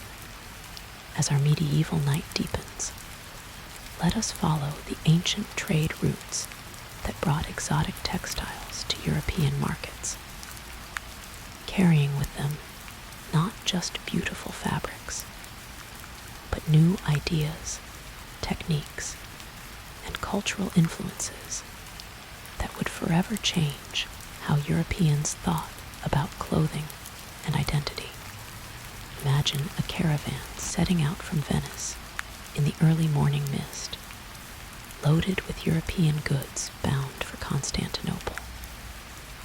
Among the cargo are bolts of Flemish wool, English silver, and amber from the Baltic. But the real treasure will be what they bring back, silks from China that have traveled the entire length of the Silk Road, spices from India that can dye fabric in colors never seen in Europe, and cotton from Egypt that feels like captured clouds. The journey is long and dangerous. The merchants must navigate not just treacherous mountain passes and desert storms, but complex networks of taxes, tolls, and political alliances. Each bolt of silk they carry back to Europe has literally been ransomed multiple times, paid for not just in gold, but in diplomatic agreements, trade concessions, and sometimes blood. Marco Polo's journeys, though exceptional in their scope, represent the reality of medieval trade, that luxury textiles were worth almost any risk. His descriptions of the textile markets of Konbalik, Beijing, read like fairy tales to European audiences. Silks so fine they seemed woven from spider webs, colors so brilliant they hurt the eyes, patterns so complex they seemed to move and shift in the light. But trade wasn't just about luxury goods. The medieval period saw the gradual introduction of cotton to European markets, a fiber that would eventually revolutionize clothing for ordinary people. Cotton was easier to wash than wool, cooler than linen, and could be dyed in ways that neither traditional European fiber could match. The first cotton fabrics to reach Europe were exotic luxuries. But gradually, as trade routes stabilized and production techniques spread, cotton began to democratize comfort. The Crusades, despite their violent nature, had an unexpected effect on European textile culture. Returning crusaders brought back not just stories and relics, but samples of Eastern fabrics and knowledge of different production techniques. European weavers began experimenting with patterns they had seen in Damascus, dyeing methods learned in Cairo, and finishing techniques observed in Jerusalem. Islamic textile traditions had a particularly profound influence on European cloth culture. Islamic weavers had preserved and advanced many techniques that had been lost in Europe during the earlier medieval period. Their geometric patterns, their sophisticated use of color, their development of new weaves, all gradually influenced European textile production. The rise of Italian city-states as trading powers created new centers of textile innovation. Genoa, Venice, Pisa, and later Florence became not just importers of Eastern luxury goods, but centers of European textile production that could compete with Asian craftsmanship. Italian silk weavers developed techniques that combined Eastern knowledge with European innovations, creating fabrics that were distinctly European, but informed by global traditions. Banking, surprisingly, played a crucial role in textile development. The credit systems developed by Italian bankers made it possible to finance textile production and trade on scales previously impossible. A Flemish weaver could obtain silk from Italy, wool from England, and dyes from the Middle East, all financed through banking networks that spanned Europe. This financial innovation made possible the complex international textile industry that began to emerge in the later medieval period. Women's work, women's identity, in the quiet moments before sleep. Let us consider one of the most important aspects of medieval textile culture: the central role that women played in creating, maintaining, and imbuing meaning into the fabric of daily life. Their story is often overlooked, but it forms the essential foundation upon which all medieval textile culture was built. Medieval women's relationship with textiles began at birth and continued until death. Young girls learned to spin almost as soon as they could walk, their small fingers proving particularly adept at creating fine, even thread.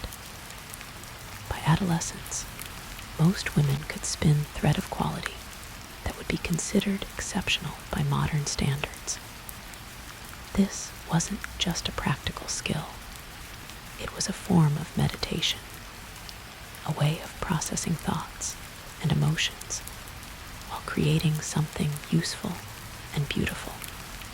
The spinning wheel, introduced to Europe in the 13th century, revolutionized women's work. Where hand spindles had required women to stand and move about, the spinning wheel allowed them to sit, creating opportunities for social interaction while working. Groups of women would gather for spinning parties, sharing news, stories, and songs while their wheels hummed in harmony. These gatherings became important social institutions, creating networks of mutual support that extended far beyond textile work. Weaving was traditionally women's work as well, though men gradually entered the profession as it became more commercially important. Women weavers developed an intuitive understanding of their craft that went beyond technical knowledge.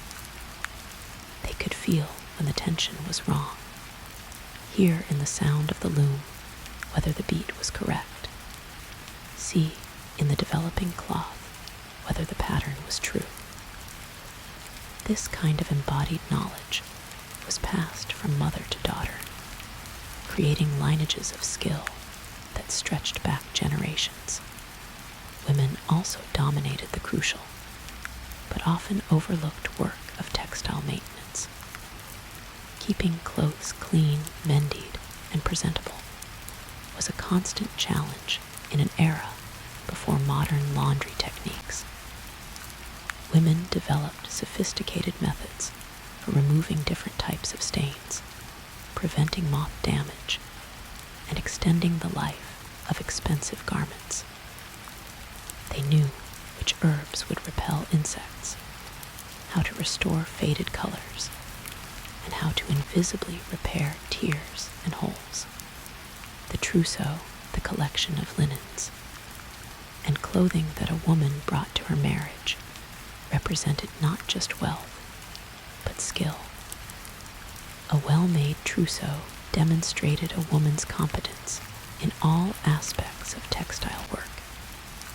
It included not just clothing, but bed linens, table coverings, kitchen cloths, and personal items, all of which she would have made herself. The quality of her work would be examined and judged by her new family, making the trousseau both a demonstration of skill and a source of considerable anxiety. Women's textile work wasn't just functional, it was deeply creative. Even the simplest garments bore traces of individual artistry, a particular way of joining seams, a distinctive embroidery stitch, a subtle variation in traditional patterns. Women used these small creative choices to express personality, mood, and aesthetic preferences in ways that the formal constraints of medieval society otherwise limited. The economic importance of women's textile work cannot be overstated. In many families, the income from women's spinning, weaving, and embroidery work provided essential support. Women who were particularly skilled could command premium prices for their work, creating a form of economic independence that was rare in medieval society. Widows often supported themselves through textile work, and some accumulated enough wealth to become employers themselves. Women also served as keepers of textile knowledge. They remembered the old techniques, the traditional patterns, the secret methods passed down through generations. When trade brought new materials or techniques to a community, it was often women who figured out how to adapt these innovations to local conditions and preferences.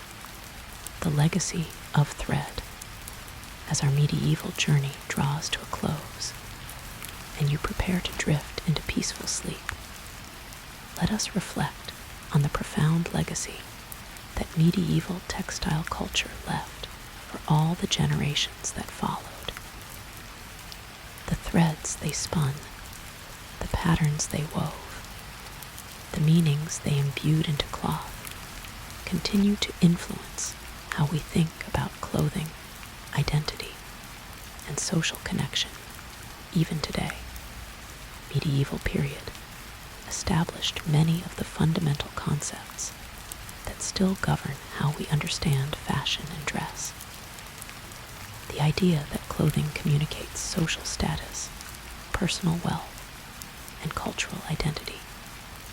Concepts so basic we rarely question them, were refined and systematized during the medieval period.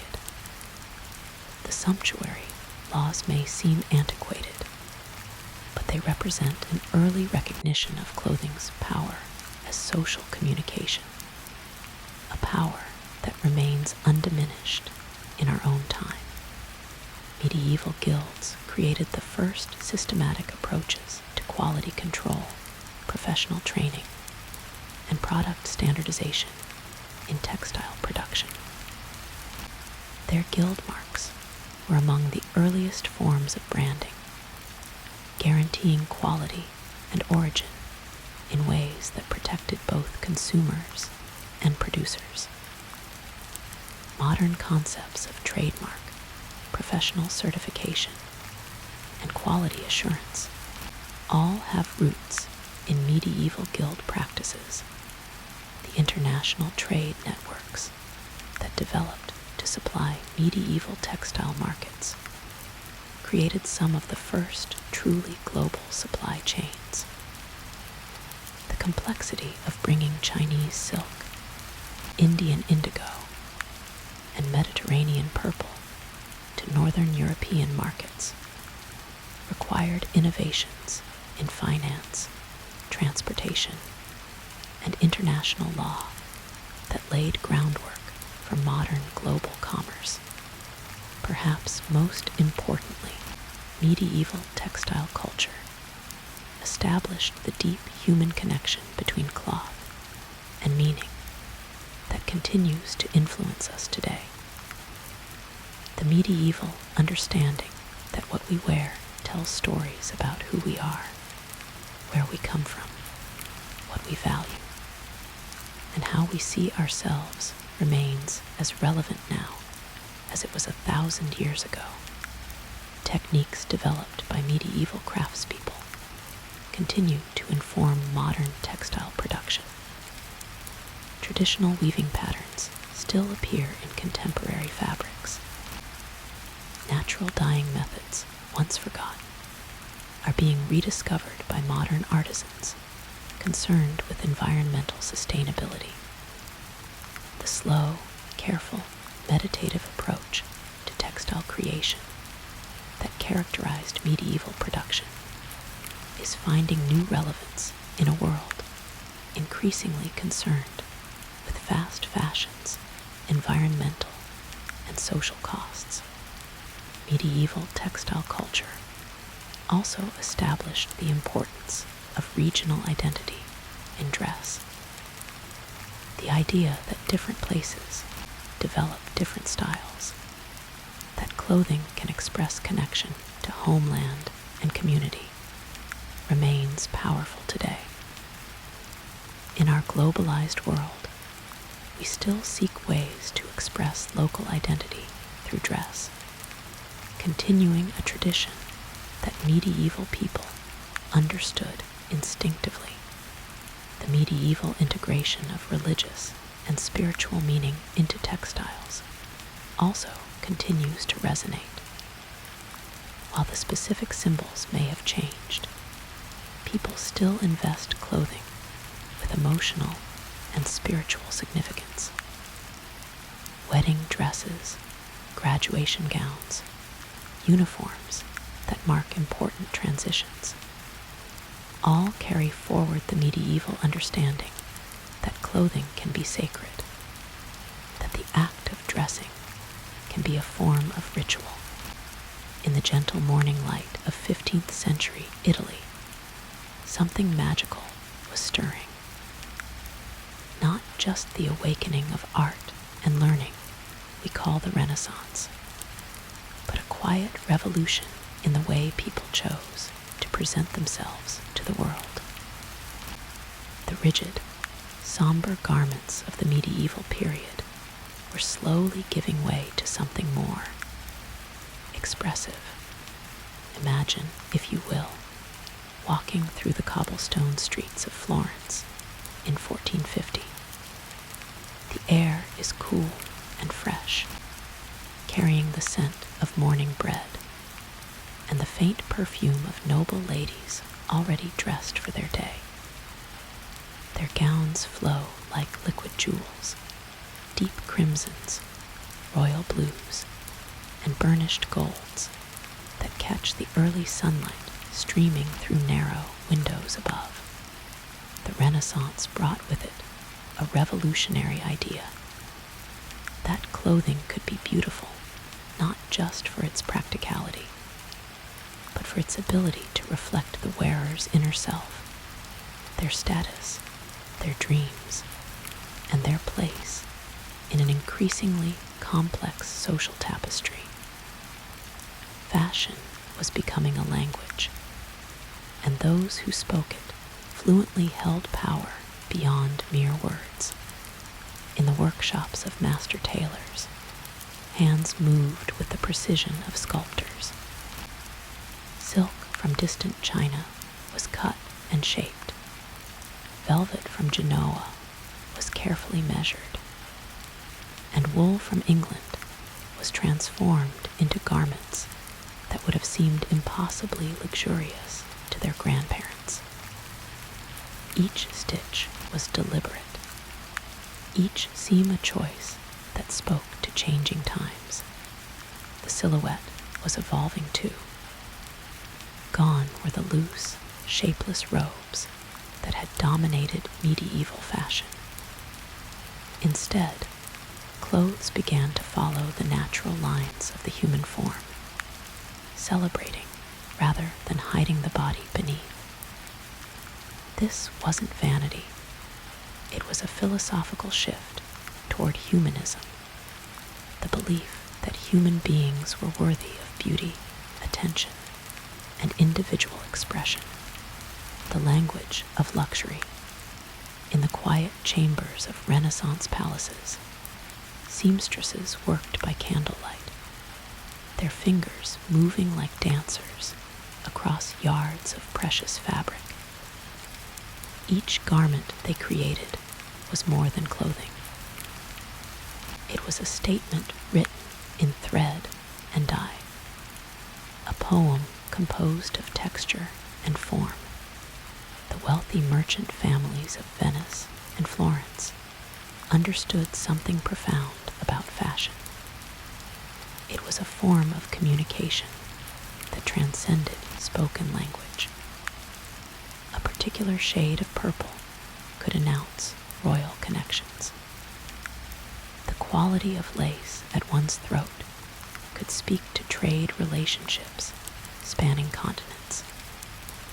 Even the way a sleeve was cut could hint at political allegiances or philosophical beliefs. Consider the doublet, that quintessential garment of Renaissance men. Fitted close to the torso, it emphasized strength and masculinity while allowing for the display of fine fabrics and intricate decoration. The wealthy would have theirs made from silk brocade, woven with patterns that caught the light with every movement.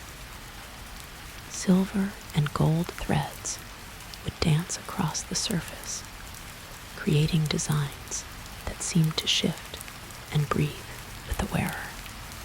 Women's fashion spoke an even more complex language. The fitted bodice, laced tight to create the desired silhouette, was both constraint and liberation. While it restricted movement in some ways, it also created a dramatic canvas for display of wealth and taste.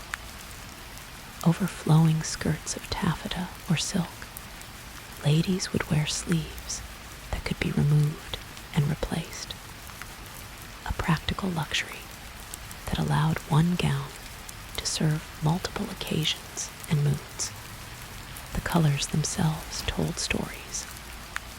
Deep burgundy spoke of nobility and gravitas.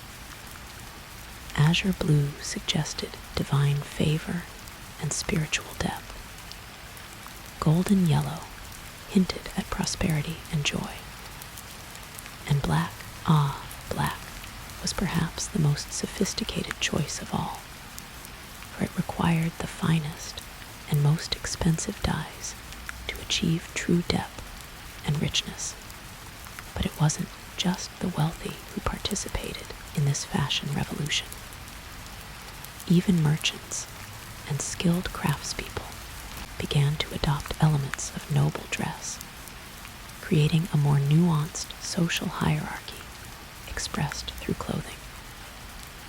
A baker might wear a doublet of good wool rather than silk, but it would still be fitted and fashionable.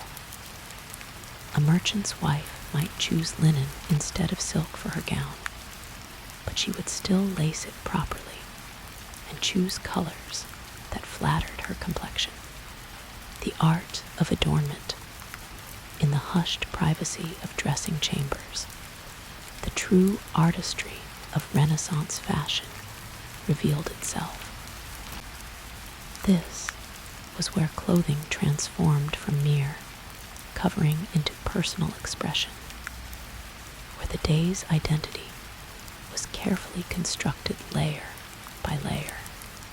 The process of dressing was itself a ritual, particularly for women of the nobility. It began with the chemise, a soft linen undergarment that touched the skin with gentle comfort. Over this came the stays or bodice, laced with precision to create the desired silhouette. Then the skirts, often multiple layers that created volume and movement with each step. But it was in the details that true artistry emerged. Sleeves were works of art in themselves, often slashed to reveal contrasting fabrics beneath, a technique called slashing that created texture and visual interest while displaying multiple expensive materials in a single garment. These slashes weren't random cuts, but carefully planned design elements, creating patterns that drew the eye and spoke to the wearer's sophisticated taste. Jewelry became an integral part of the fashion statement. Pearls, those lustrous gifts from the sea, were particularly prized. They adorned necks, ears, and were even sewn directly onto garments. A string of perfect pearls could transform a simple gown into a masterpiece of elegance. Gentlemen wore jeweled pins on their caps, rings on their fingers, and chains across their doublets, each piece carefully chosen to complement the overall effect. Hair, too, became a canvas for artistic expression. Women would spend hours having their tresses arranged in elaborate styles, often incorporating ribbons, pearls, and even small jeweled ornaments. Men began to pay equal attention to their appearance, with carefully trimmed beards and hair that was styled rather than simply kept neat. The Renaissance brought with it an understanding that beauty was not frivolous, but essential, a reflection of divine harmony made manifest in human creativity. To dress well was to honor both oneself and the social order, to participate in the great human project of creating beauty in daily life. Threads across borders, as night settles deeper around you, let us travel beyond the Italian peninsula to see how Renaissance fashion spread like gentle ripples across the waters of Europe. Each culture that embraced these new ideas added its own distinctive touches, creating a rich tapestry of regional variations. In France, the court began to develop its own interpretation of Renaissance elegance. French fashion emphasized grace and movement, with flowing lines that seemed to dance even when the wearer stood still. The French had a particular gift for color combinations that seemed effortless, but were actually the result of sophisticated understanding of harmony and contrast. Spanish fashion took a more structured approach, reflecting the formality and gravity of Spanish court culture. Spanish garments often incorporated dramatic blacks and deep jewel tones, creating silhouettes that spoke of dignity and restraint. The Spanish farthingale, a structured undergarment that created a distinctive bell-shaped silhouette, would eventually influence fashion across Europe. In England, fashion reflected the island nation's growing maritime power and wealth. English clothing began to incorporate elements from across the known world: Indian cottons, Chinese silks, and precious metals from the Americas. English fashion developed a distinctive character that balanced continental sophistication with practical English sensibilities. The German states contributed their own innovations, particularly in the realm of accessories and decorative techniques. German artisans became renowned for their skill in creating intricate metalwork for clothing, buckles, buttons, and ornamental chains that added sparkle and interest to garments. Each of these regional styles influenced the others through the constant movement of people, goods, and ideas that characterized Renaissance Europe. A merchant traveling from Venice to London might return home with new ideas about sleeve construction. A diplomat's wife might inspire fashion changes simply by appearing at court in a gown cut in the latest Parisian style. The merchant's revolution. As our story unfolds in the comfortable darkness of your evening rest, we must pause to consider the quiet revolutionaries who made Renaissance fashion possible. The merchants and craftspeople whose innovations transformed how clothing was made, sold, and worn. The rise of a merchant class created new demands and new possibilities in fashion. These successful traders and bankers had wealth, but not noble birth, and fashion became one of the primary ways they could display their success and claim social respect. They couldn't wear certain colors or styles reserved for nobility, but they could commission garments of extraordinary quality and subtle sophistication. This merchant patronage drove innovation in textile production. Workshops developed new techniques for weaving complex patterns into silk. Dyers experimented with new combinations of materials to create colors that had never been seen before. Embroiderers pushed the boundaries of their craft, creating decorative work so fine it seemed like painting done with thread. The merchant families also changed how fashion spread through society.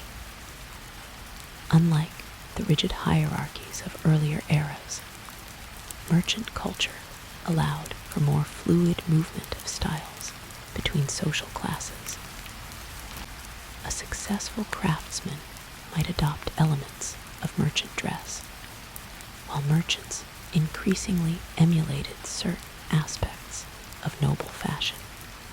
Trade networks brought new materials and techniques from distant lands. Silk production, once confined to China and the Byzantine Empire, began to flourish in Italian cities. New World cotton started to appear in European markets. Exotic dyes and precious materials arrived on ships from India, Africa, and the Americas, expanding the palette available to Renaissance fashion creators. The merchants also pioneered new forms of fashion communication. They commissioned portraits that showed off their finest clothing, creating visual records of fashion that could influence others across time and distance. These paintings weren't just personal vanity. They were fashion advertisements, showing what was possible for those with means and taste. The transformation of time.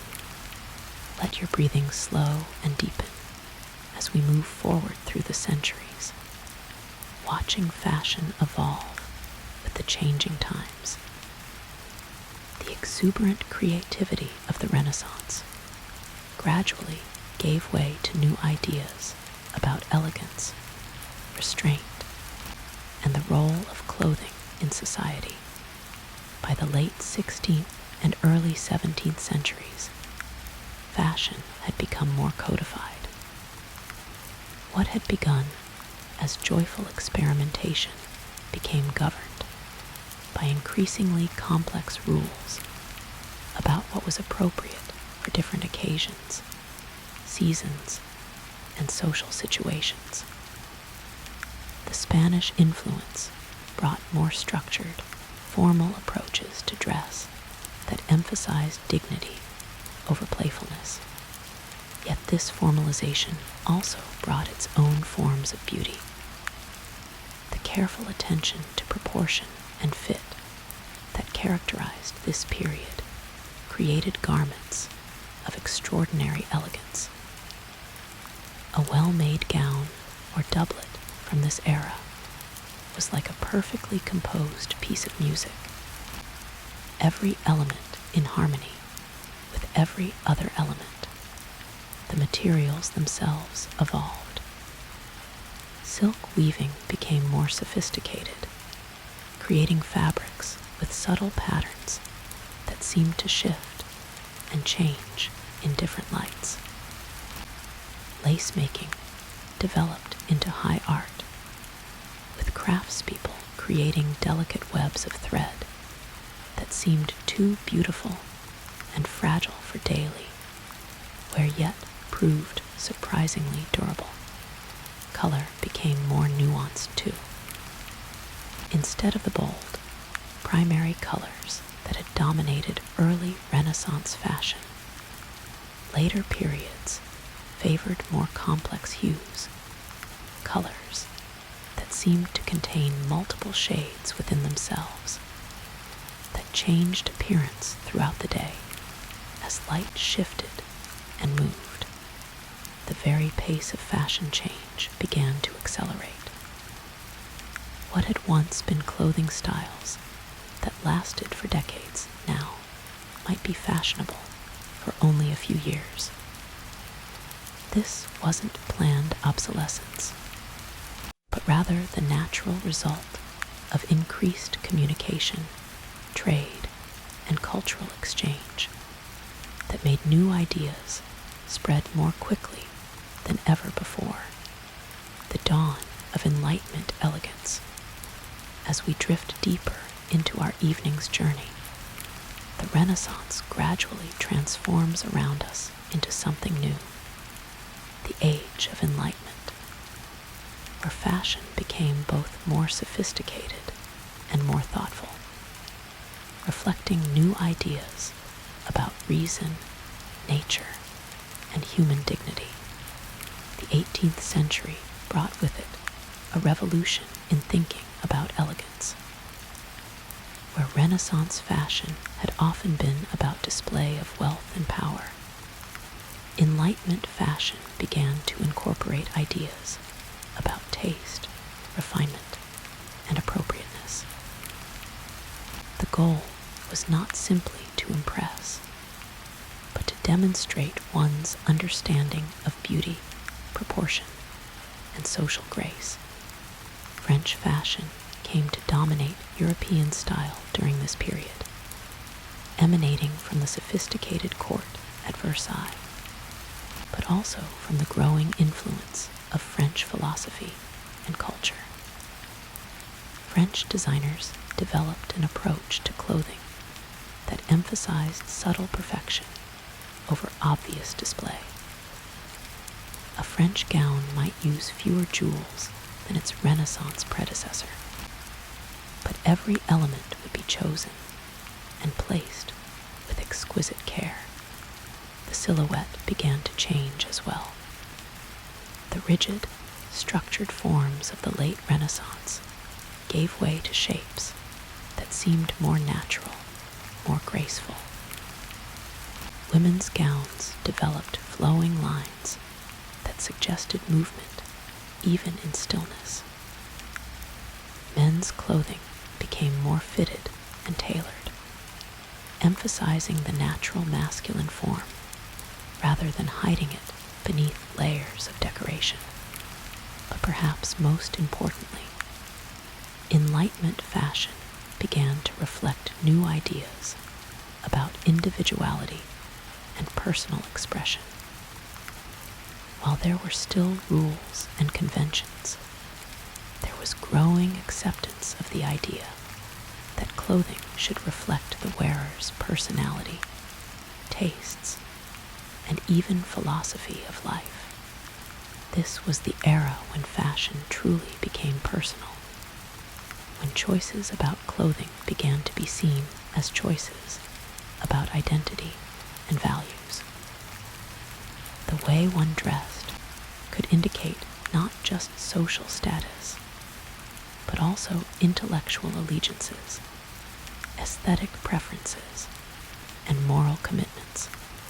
The poetry of pastel, the Enlightenment brought with it a palette of unprecedented subtlety and sophistication. Gone were the bold, primary colors that had characterized earlier eras. In their place came shades that seemed to whisper rather than shout, soft pinks that recalled the first blush of dawn, pale blues that echoed spring skis, gentle yellows that spoke of candlelight and warmth. These colors required new levels of skill to achieve and maintain. Dyers worked with natural materials, cochineal for reds, indigo for blues, weld for yellows.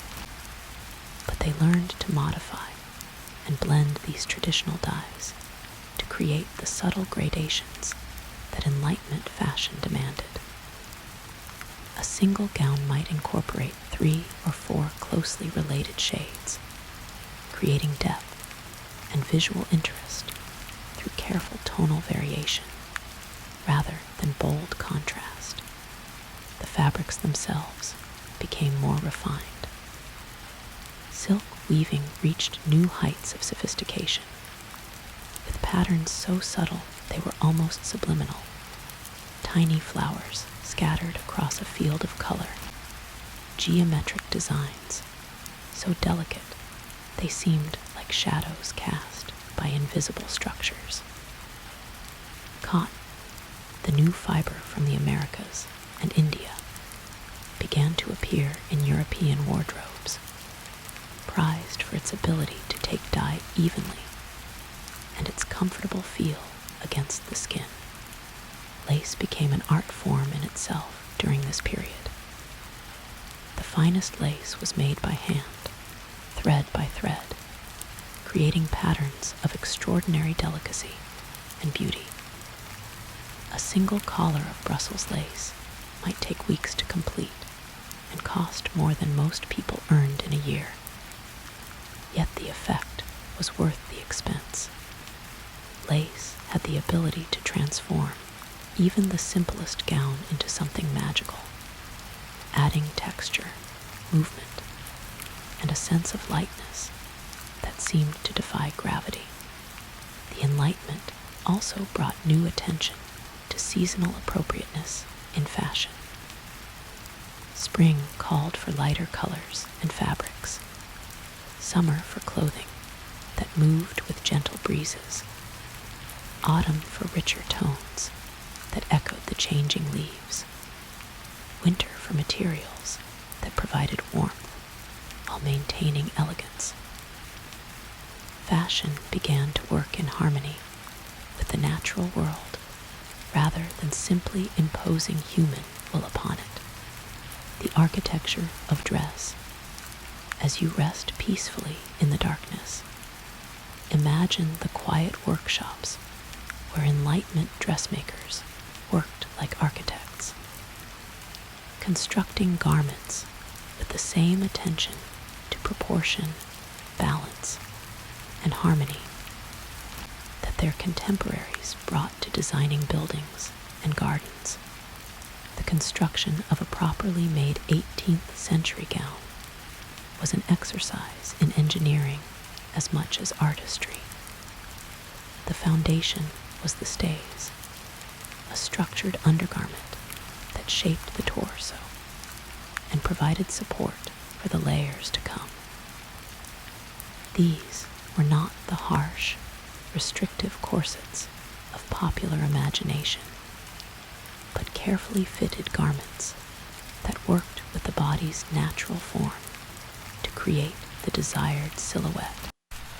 Over the stays came the panniers, or side hoops, structures that extended the hips and created the characteristic wide silhouette of formal 18th century dress.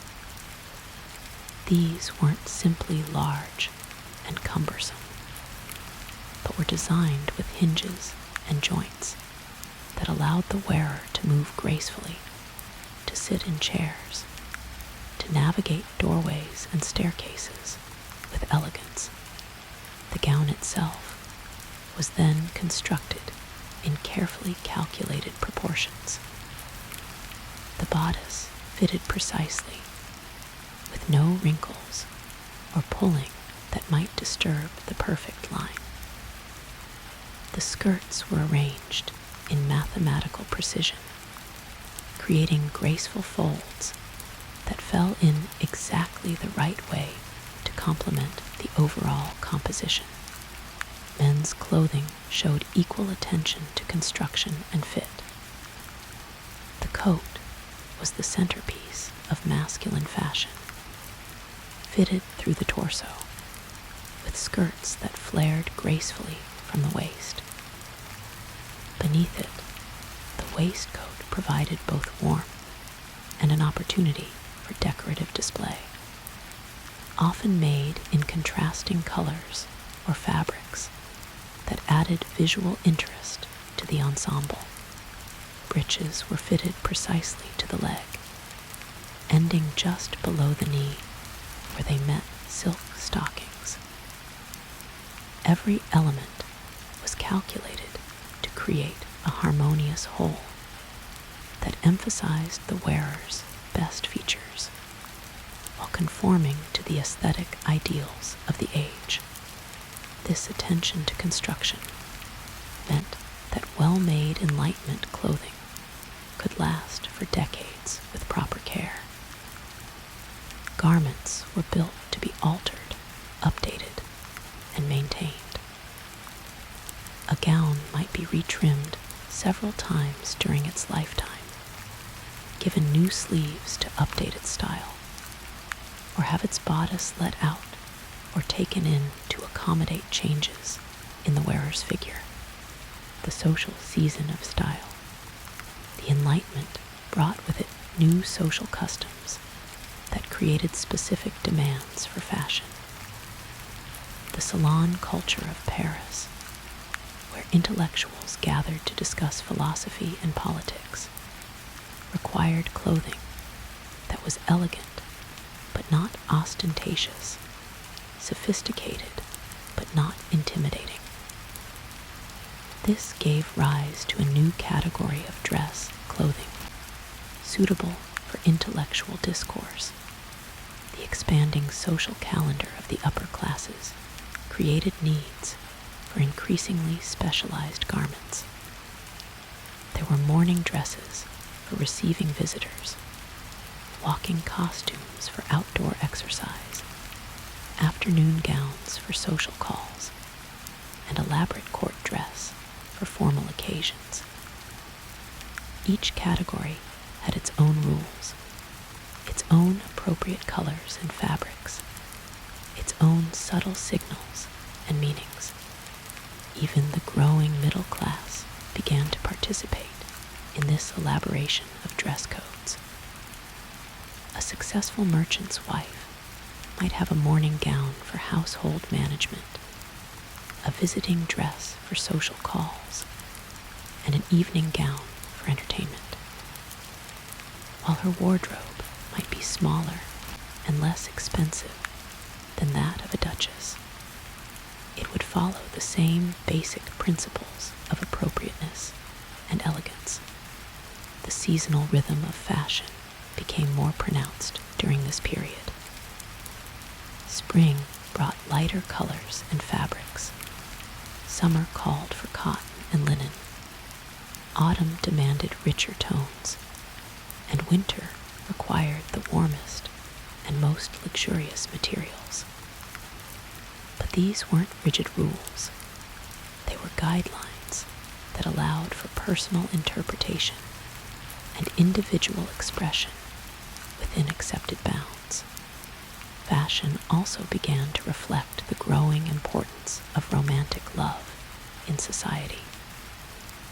The Enlightenment's emphasis on individual feeling and personal choice extended to clothing, with young women particularly given more freedom to express their personalities through their dress choices. Soft colors, flowing fabrics, and delicate decorations became associated with youth and romance, the revolution in simplicity. As our peaceful journey through fashion history continues, we encounter one of the most dramatic changes in the story of clothing. The late 18th century revolution that swept away much of the elaborate construction and formal protocol that had dominated fashion for centuries. This change didn't happen overnight, nor was it simply a matter of fashion whim. It reflected deeper changes in society, philosophy, and politics that were transforming European culture. The American Revolution, with its ideals of equality and simplicity, influenced fashion toward more democratic styles. The growing influence of Enlightenment philosophy, with its emphasis on reason and nature, encouraged clothing that seemed more natural and less artificial. The revolution began quietly, in private moments and in formal settings. Women began to experiment with simpler hairstyles that didn't require hours of arrangement. Men started to abandon some of the more elaborate elements of formal dress for everyday wear. Cotton began to compete with silk as a preferred fabric, prized for its comfort and practicality as much as its beauty. The change accelerated with the influence of neoclassical art and architecture. As people rediscovered ancient Greek and Roman culture, they became fascinated with the simple, flowing lines of classical drapery.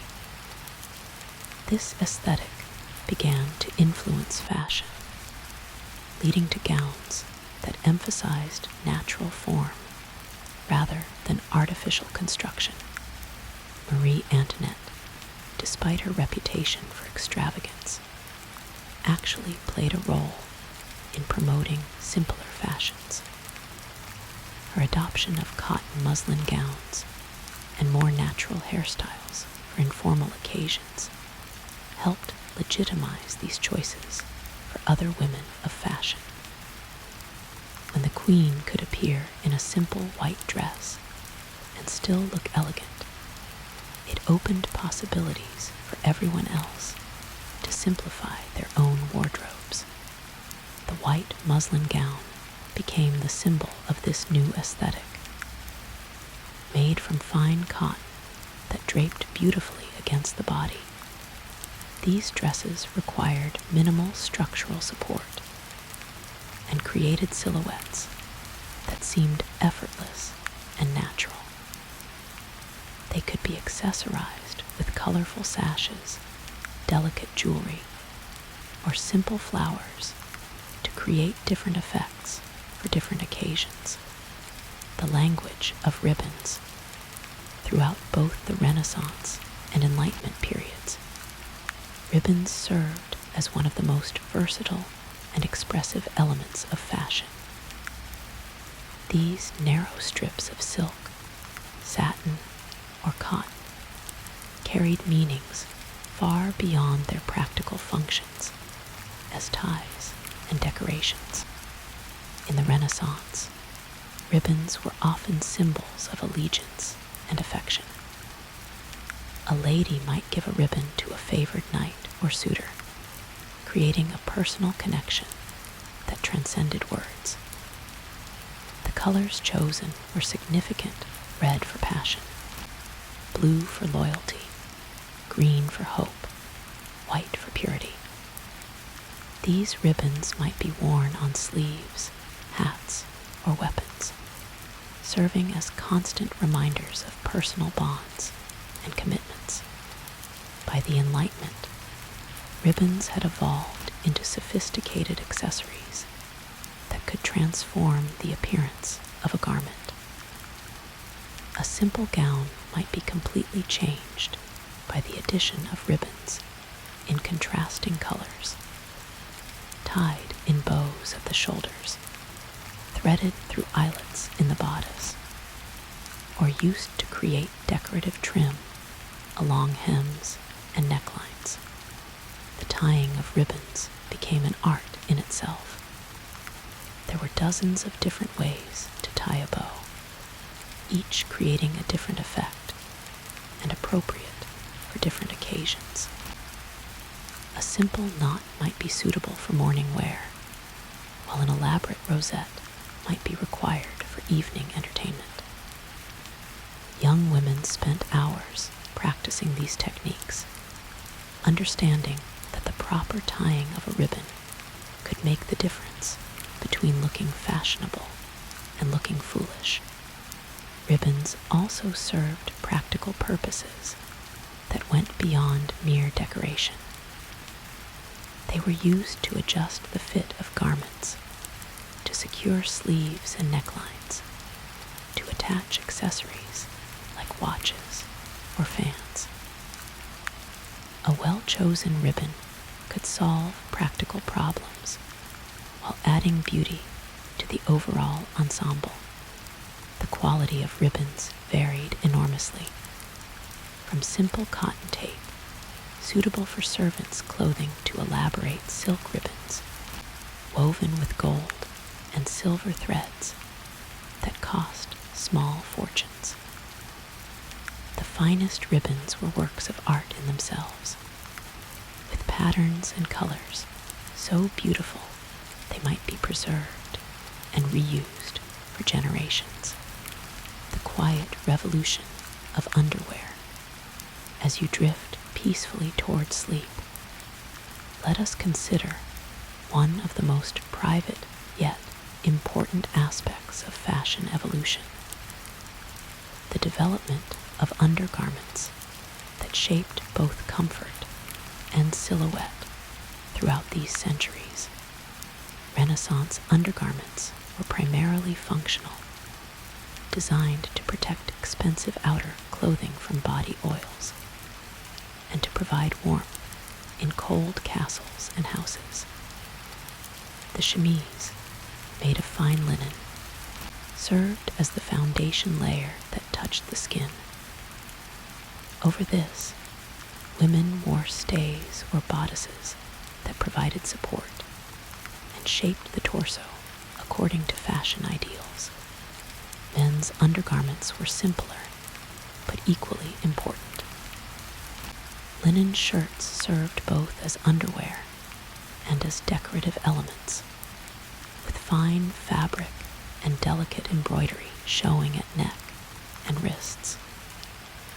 Brays, loose drawers tied at the waist, provided basic coverage and protection.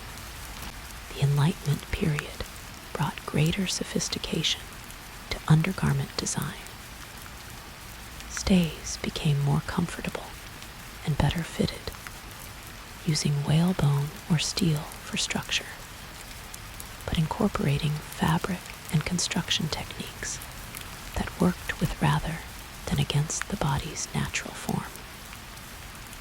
The goal was to enhance rather than distort, to create an ideal silhouette while allowing for reasonable comfort and movement.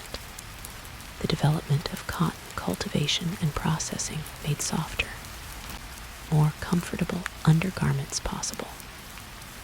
Cotton was easier to wash than linen, took dye more evenly, and felt pleasant against the skin. This practical innovation had far-reaching effects on fashion, as it allowed for more frequent washing, and thus enabled people to wear lighter colors and more delicate fabrics with confidence. Stockings evolved from practical leg coverings to fashion statements in their own right. Silk stockings in pale colors became prized possessions, often decorated with embroidered or woven patterns that showed when skirts lifted during walking or dancing. The quality of a person's stockings could indicate their social status as clearly as any other element of their wardrobe. The artisans behind the art, in the quiet hours before dawn, when the world sleeps peacefully as you do now, skilled artisans worked by candlelight to create the magnificent garments that defined Renaissance and Enlightenment fashion. These craftspeople, embroiderers, lace makers, seamstresses, and tailors were the unsung artists whose work made fashion possible. The master tailor was part engineer, part artist, and part psychologist. He had to understand not only how to cut and sew fabric, but also how to interpret his client's personality and social position through clothing. A good tailor could look at a customer and understand immediately what style, color, and level of decoration would best serve their needs and aspirations. Embroiderers worked with threads so fine they seemed like captured light. Using silk, gold, and silver threads, they created patterns that turned plain fabric into works of art. A single garment might require weeks of embroidery work, with multiple artisans contributing their specialized skills. Some specialized in floral motifs, others in geometric patterns, still others in the intricate work of creating realistic images in thread. Lace makers possessed perhaps the most demanding skills of all.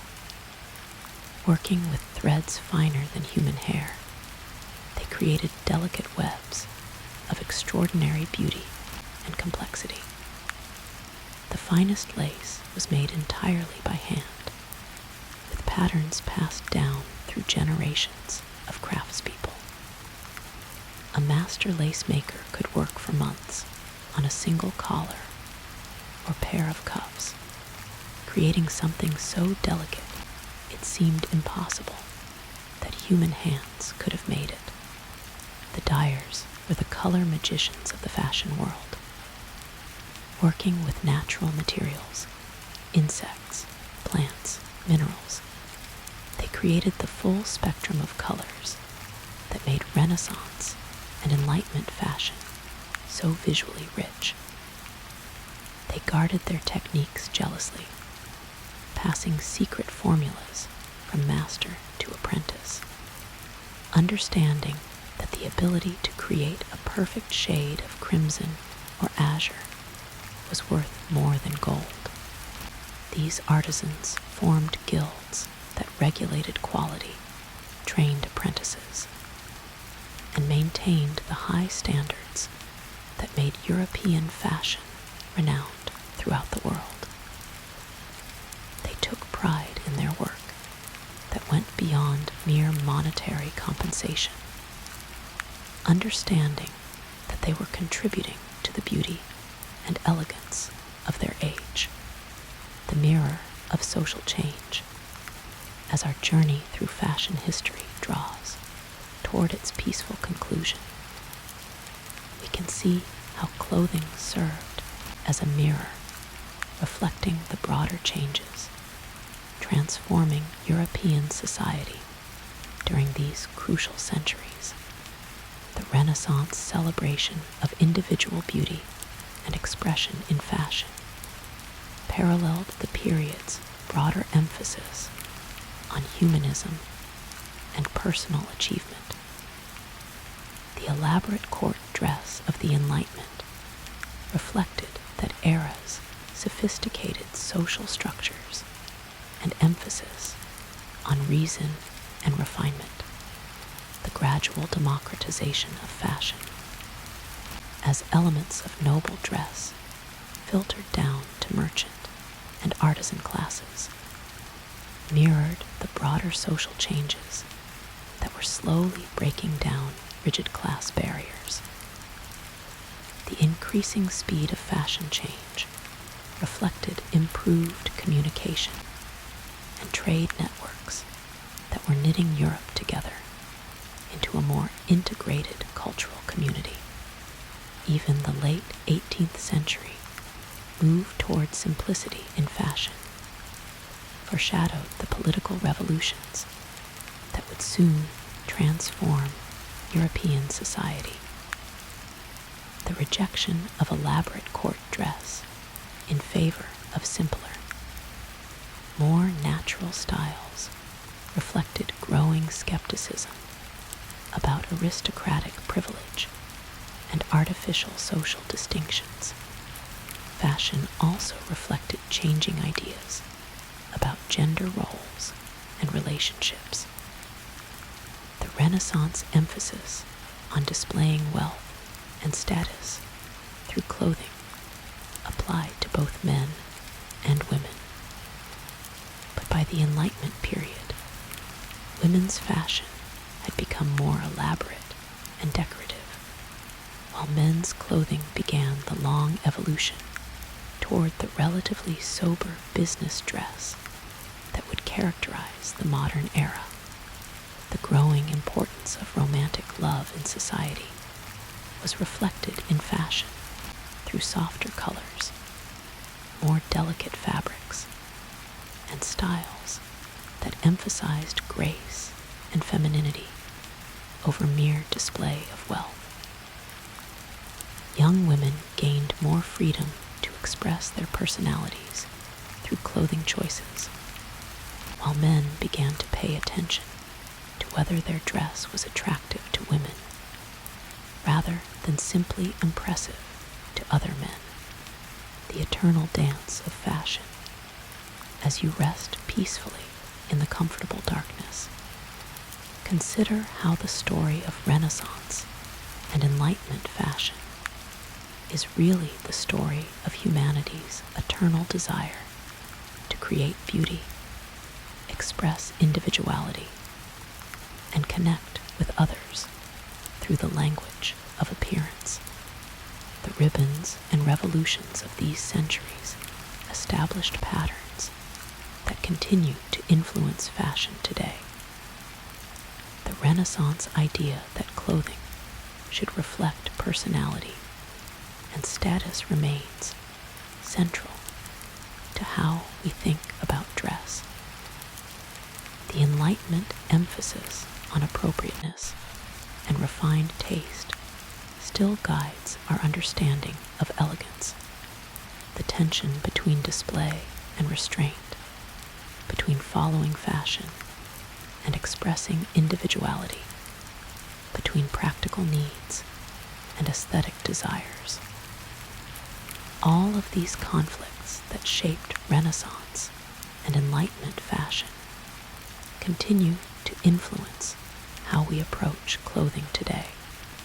Even the specific techniques developed during these periods continue to influence modern fashion. The attention to fit and construction that characterized Enlightenment tailoring laid the foundation for modern haute couture.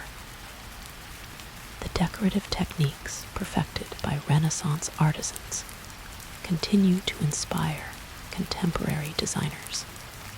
Most importantly, these centuries established the idea that fashion is a form of communication, a way of participating in the broader cultural conversation of one's time. Whether we choose to follow current trends closely or to express our individuality through unconventional choices, we are participating in the same human impulse that led Renaissance courtiers to commission elaborate doublets and Enlightenment ladies to spend hours arranging their hair. The ribbons that adorned these historical garments were symbols of connection to lovers, to social groups, to political causes, to aesthetic ideals. In the same way, our clothing choices today connect us to our communities, our values, and our sense of who we are and who we aspire to become. The Victorian cocoon. Picture, if you will, a lady's dressing room in 1860. The morning light filters through heavy curtains, casting dancing shadows across layers upon layers of fabric. Here, in this private sanctuary, the daily ritual of dressing begins, not with the simple act of pulling on clothes, but with an elaborate ceremony of transformation. The corset sits waiting, its whalebone stays and steel clasps gleaming softly in the amber light. This is not merely an undergarment. It is architecture for the human form, a structured foundation that will shape not just the body, but the very way a woman moves through her world. As the laces are drawn tight, breath becomes measured, steps become smaller, and the spine learns to hold itself in perfect, rigid alignment. The corset speaks to us of an era when clothing was not chosen, but prescribed, when fabric was not freedom, but a complex language of social position, moral virtue, and economic status.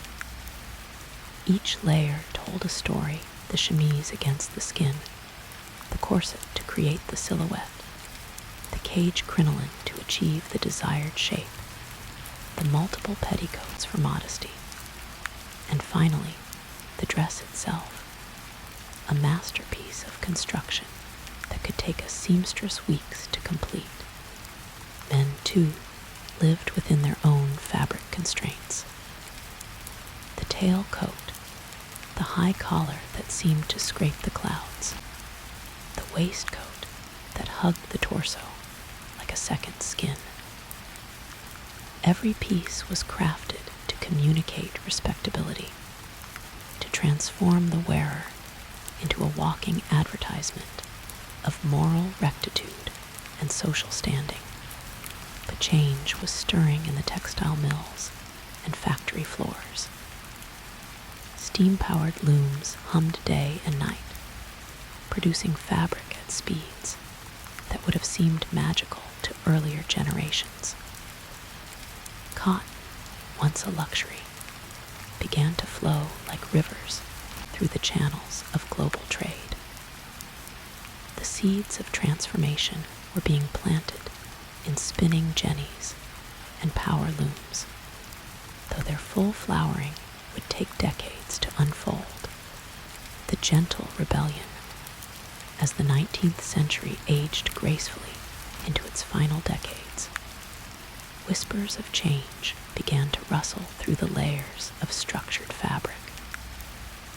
In artist studios and intellectual salons, in the growing cities where women worked alongside men.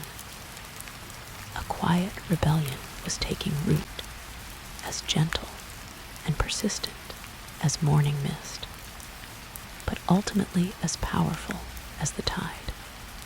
The aesthetic dress movement emerged like a flower pushing through concrete. These revolutionary garments, if we can call them revolutionary, when they were so beautifully soft, drew inspiration from ancient Greece and medieval times, flowing freely from the shoulders without the rigid structure of corsets. Picture these dresses as you might imagine clouds given form. Soft, natural, allowing the body to breathe and move as nature intended. Women like the actress Ellen Terry and the reformer Frances Willard began to appear in public wearing these flowing garments, their very presence a gentle challenge to the notion that respectability required suffering. The dress reform movement spread through drawing rooms and women's clubs, carried by voices that spoke not of rebellion, but of health, of freedom, of the simple right to breathe deeply while fully clothed. Meanwhile, in the world of men's fashion, changes were occurring with the quiet persistence of seasons turning. The frock coat gradually gave way to the lounge suit, a more relaxed, comfortable option that a man could wear for both work and leisure. The high, starched collars began to soften and lower. These changes happened so gradually that they felt as natural as the slow transition from winter to spring. But perhaps the most significant change was happening not in the salons of the wealthy, but in the factories and workshops where ready-made clothing was beginning to emerge. For the first time in human history, garments were being produced not for specific individuals, but for the masses. This democratization of fashion would prove to be as revolutionary as any political movement, though it arrived with the quiet persistence of dawn rather than the dramatic fanfare of revolution. The Great Acceleration, the turn of the 20th century, brought with it an acceleration of change that would have left our Victorian ancestors breathless, quite literally, given how differently they breathed in their corsets. The world was shrinking through improved transportation and communication, and with it, the boundaries between cultures, classes, and continents were beginning to blur like watercolors in the rain. The invention of the sewing machine had transformed the speed at which garments could be produced. What once took a seamstress days could now be accomplished in hours. Factories hummed with activity, producing clothing for the growing middle class, people who had income to spend on fashion, but not the wealth to commission custom garments from elite tailors. Department stores rose like cathedrals of commerce in city centers, their wide windows displaying ready-made garments that ordinary people could afford to buy. For the first time, fashion became accessible to the masses, not just the wealthy elite. A factory worker could now own several changes of clothes, each one reflecting not just necessity, but personal taste and aspiration. The corset, that architectural marvel of the 19th century, began to loosen its grip, quite literally. The escarve silhouette of the early 1900s gradually gave way to straighter lines. The introduction of the brassiere in 1914 offered women support without the rigid constraint of whalebone and steel. It was as if clothing itself was learning to breathe.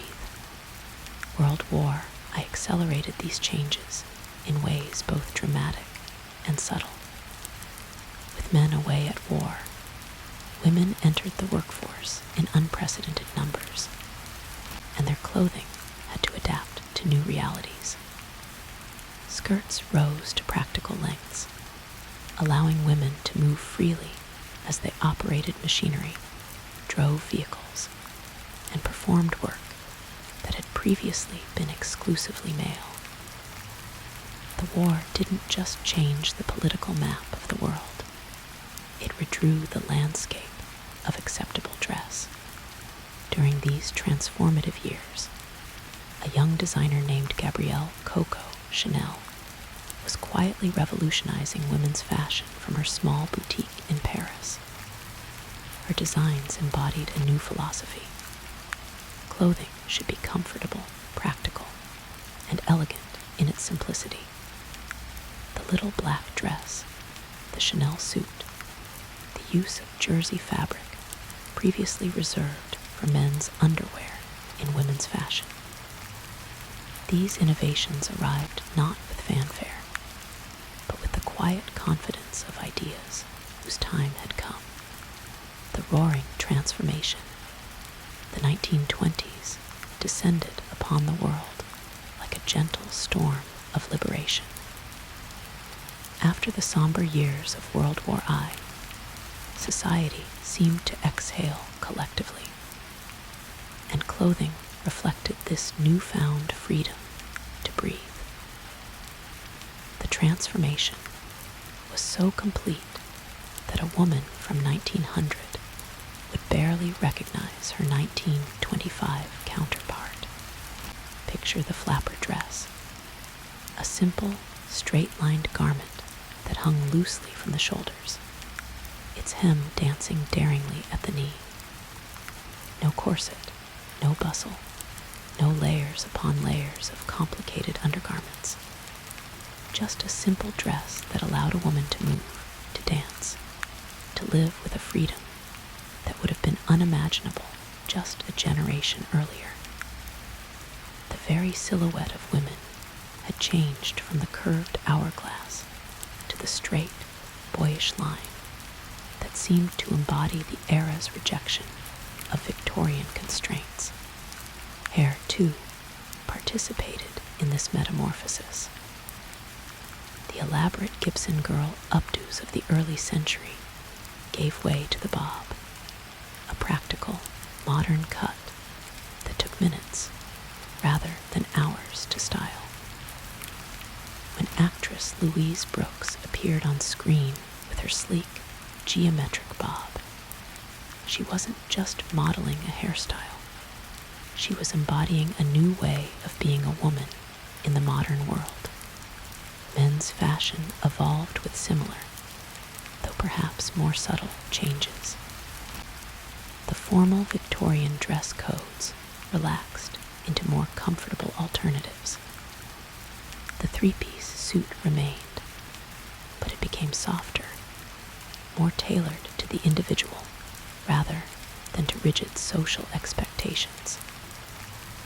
Casual wear began to emerge as a concept, clothing designed not for formal occasions, but for leisure and comfort.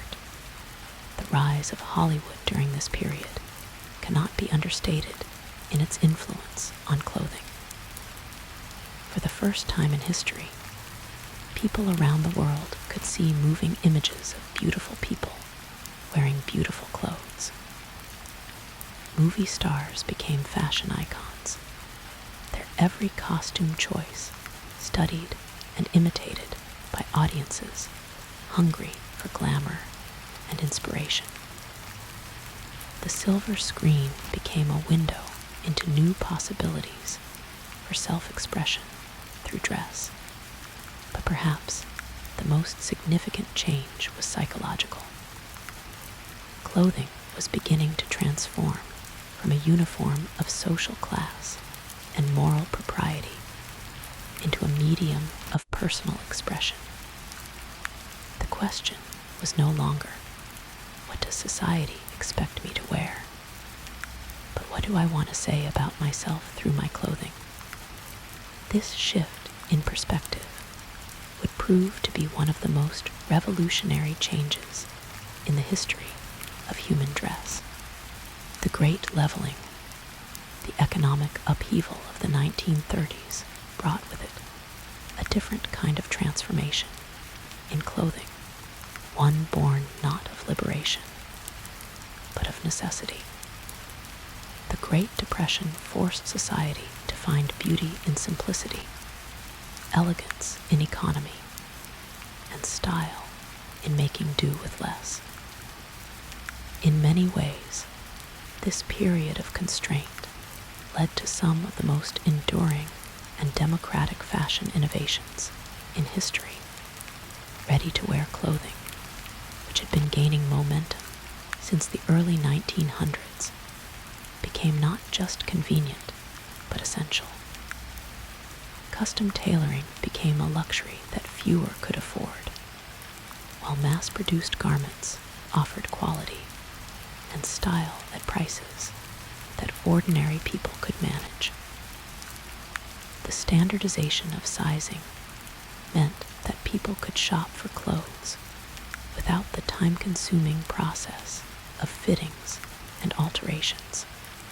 The introduction of synthetic fabrics began during this period, though their full impact wouldn't be felt for decades. Rayon, the first successful synthetic fiber, offered the look and feel of silk at a fraction of the cost. It was democratic luxury, beautiful fabric that didn't require wealthy silkworms or expensive importation from distant lands. Women's clothing during the 1930s achieved a kind of elegant practicality that has rarely been matched. The bias cut, popularized by designers like Madeline Viannet, created dresses that were both figure-flattering and comfortable, using the natural drape of fabric rather than rigid structure to create beautiful silhouettes. These dresses moved like water, flowed like poetry, and yet were practical enough for the realities of daily life. The rise of sportswear as a fashion category reflected changing attitudes toward leisure and health. Tennis dresses, swimming costumes, and golf attire became increasingly stylish and practical. For the first time, clothing was being designed specifically for physical activity and comfort, rather than just appearance and social signaling. The wartime revolution, World War II, brought about changes in clothing that were both dramatic and enduring. Rationing of materials meant that fashion had to become ingenious, creating beauty within strict constraints. The war didn't just change what people wore. It fundamentally altered how they thought about clothing itself. Utility clothing programs in Britain and similar initiatives elsewhere stripped fashion down to its essentials while maintaining quality and durability. These garments were designed by committee, tested for practicality, and produced efficiently. The result was clothing that was functional, well-made, and surprisingly stylish in its simplicity. Women's clothing during the war years developed a practical elegance that would influence fashion for decades to come. The A-line skirt, the simple blouse, the cardigan sweater, the sensible shoe. These became the building blocks of a new kind of feminine style that was both professional and personal, practical, and pretty. Perhaps most significantly, the war accelerated the development and adoption of synthetic materials. Nylon, introduced by DuPont in 1938, became crucial for parachutes and other military applications when silk became unavailable.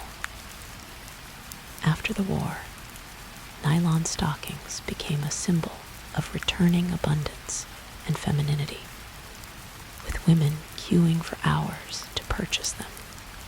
The concept of make do and mend that characterized the war years had a lasting impact on how people thought about clothing. Creativity in extending the life of garments, in finding new uses for old materials, in making beauty from constraint. These skills and attitudes would influence fashion and consumer behavior for generations. By the war's end, clothing had undergone a fundamental transformation. The elaborate, restrictive garments of the Victorian era seemed as distant as medieval armor. Fashion had become more democratic, more practical, and more expressive of individual personality rather than rigid social codes. The flowering of youth, the 1950s and 1960s, brought about perhaps the most dramatic shift in the history of clothing. The emergence of youth as a driving force in fashion. For the first time in human history, young people had both the economic power and the cultural influence to dictate what was fashionable, rather than simply following the dress codes established by their elders. The teenager, as a distinct social and economic category, was largely an invention of the post-war era. With increased prosperity and delayed entry into the adult workforce, young people found themselves with time, money, and a desire to express their generational identity through their appearance. The result was a revolution in clothing that began in the streets and worked its way up to the fashion houses, rather than the traditional top-down flow of style influence. Blue jeans, originally designed as workwear for miners and cowboys, became the uniform of youth rebellion, and eventually, youth culture in general. The transformation of denim from utilitarian workwear to fashion statement represents one of the most dramatic reversals in the history of clothing. What had once been worn by people doing manual labor became the preferred attire of college students, artists, and anyone who wanted to signal their rejection of formal, adult dress codes. The introduction of the birth control pill in the early 1960s had an indirect but profound effect on women's fashion. With greater control over their reproductive lives, women could plan careers and lifestyles that required different kinds of clothing. The result was a move away from the domestic-focused fashion of the 1950s toward more varied and professional wardrobes. The mini skirt, introduced by designers like Mary Quant in London, represented more than just a change in hemline length. It embodied a new attitude toward female sexuality and autonomy, playful, confident, and unapologetic. The mini skirt couldn't have existed in the corseted world of the 19th century, not just because it would have been considered scandalous, but because the rigid undergarments of that era would have made it physically impossible to wear comfortably. The hippie movement of of the late 1960s introduced another revolutionary concept: clothing as a form of political and social expression. Tie-dye, peasant blouses, bell-bottom jeans, and ethnic-inspired accessories weren't just fashion choices. They were statements about values, lifestyle, and worldview. For the first time, clothing became a way to signal not just economic status or social position, but philosophical and political beliefs. This period also saw the beginning of global fashion influence. The Beatles' adoption of Indian-inspired clothing introduced millions of young people to non-Western fashion concepts. African prints, Native American jewelry, and Asian silhouettes became incorporated into mainstream Western fashion, creating a more diverse and inclusive understanding of what constituted stylish dress. The synthetic revolution, the 1970s and 1980s, brought about a materials revolution that was as significant as the introduction of cotton cultivation or silk production in ancient times. Synthetic fabrics, which had been developed during and after World War II, finally came into their own as fashion materials rather than just practical alternatives to natural fibers. Polyester, which had been introduced in the 1950s, became omnipresent in the 1970s. The fabric offered advantages that natural materials couldn't match. It was wrinkle-resistant, color-fast, and easy to care for. More importantly, it was affordable, making fashionable clothing accessible to people who couldn't afford silk, wool, or high-quality cotton. The double-knit polyester suit became a symbol of middle-class aspiration, a garment that looked professional and maintained its appearance through wear and washing. While later generations would mock the aesthetic of polyester fashion, at the time it represented a democratization of style that was genuinely revolutionary. Athletic wear began its transformation from purely functional gear to fashion statement during this period. The jogging boom of the 1970s created a market for specialized running shoes and clothing. But these items quickly crossed over into casual wear. The tracksuit, originally designed for athletes warming up before competition, became acceptable attire for shopping, socializing, and even some work environments.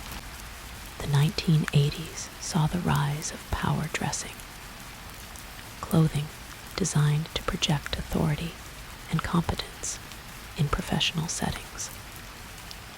Women's suits with broad shoulders and sharp tailoring were meant to compete visually with traditional men's business attire. This was clothing as armor, fashion as strategy in the corporate world. But perhaps the most significant development of this era was the emergence of brand consciousness. Designer labels became important not just for their quality or style, but as status symbols in their own right.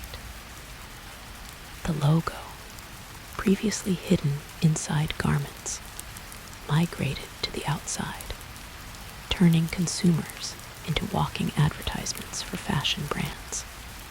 The cotton revolution, the rise of the cotton t-shirt as a wardrobe staple, represents one of the most profound shifts in the history of clothing. This simple garment, originally designed as an undergarment for men, became the most democratic piece of clothing ever created, worn by people of all ages, genders, economic levels, and social positions. The t-shirt's journey from underwear to outerwear began in the 1950s, when actors like Marlon Brando and James Dean appeared on screen wearing t-shirts as standalone garments. What had been hidden beneath other clothing became a symbol of casual masculinity and eventually universal comfort. By the 1980s and 1990s, the t-shirt had become a canvas for self-expression. Band logos, political slogans, artistic designs, and humorous sayings transformed this simple garment into a medium of communication. A person's collection of t-shirts became an autobiography in cotton, telling the story of their interests, experiences, and identity. The screen printing revolution made it possible to produce custom t-shirts quickly and affordably, democratizing the design process in ways that would have been unimaginable in earlier eras. Anyone could create their own fashion statement, their own message, their own piece of wearable art. Cotton itself underwent a renaissance during this period. Improvements in farming, processing, and manufacturing made cotton clothing softer, more durable, and more comfortable than ever before. The development of cotton blends combined the natural comfort of cotton with the practical advantages of synthetic fibers, creating fabrics that were both luxurious and practical. The rise of casual Friday in corporate America during the 1990s represented a significant shift in the relationship between clothing and work. For one day each week, office workers could abandon their formal business attire in favor of more comfortable alternatives. This small concession to comfort eventually expanded in many workplaces to encompass most or all of the week, fundamentally changing the market for business clothing. The digital age and fast fashion, the advent of the internet and global supply chains in the 1990s and 2000s created a new relationship between consumers and clothing that was unprecedented in human history. Fashion cycles, which had previously changed seasonally or annually, began to accelerate dramatically. The concept of fast fashion emerged, offering trend-driven clothing at low prices with rapid turnover. Online shopping transformed how people discovered and purchased clothing. Instead of being limited to local stores and their seasonal selections, consumers could access fashion from around the world at any time of day or night. This global marketplace meant that style trends could spread internationally within days or weeks, rather than months or years. The rise of social media platforms created new forms of fashion influence and expression. Fashion bloggers and influencers became as important as traditional designers in shaping what people wore. Instagram, Pinterest, and other visual platforms turned fashion into a constant stream of inspiration and aspiration. But this period also saw a growing awareness of the environmental and social costs of rapid fashion consumption. The true price of cheap clothing, measured in terms of worker conditions, environmental degradation, and waste, became increasingly visible to consumers. This awareness would eventually drive a counter-movement towards sustainable, ethical, and locally produced clothing. The athleisure trend of the 2000s and 2010s represented the ultimate triumph of comfort over formality. Yoga pants, athletic shoes, and performance fabrics moved from the gym to the street to the office, creating a new category of clothing that was simultaneously fashionable and functional. The boundaries between workout clothes and regular clothes began to blur, and in many cases, disappear entirely.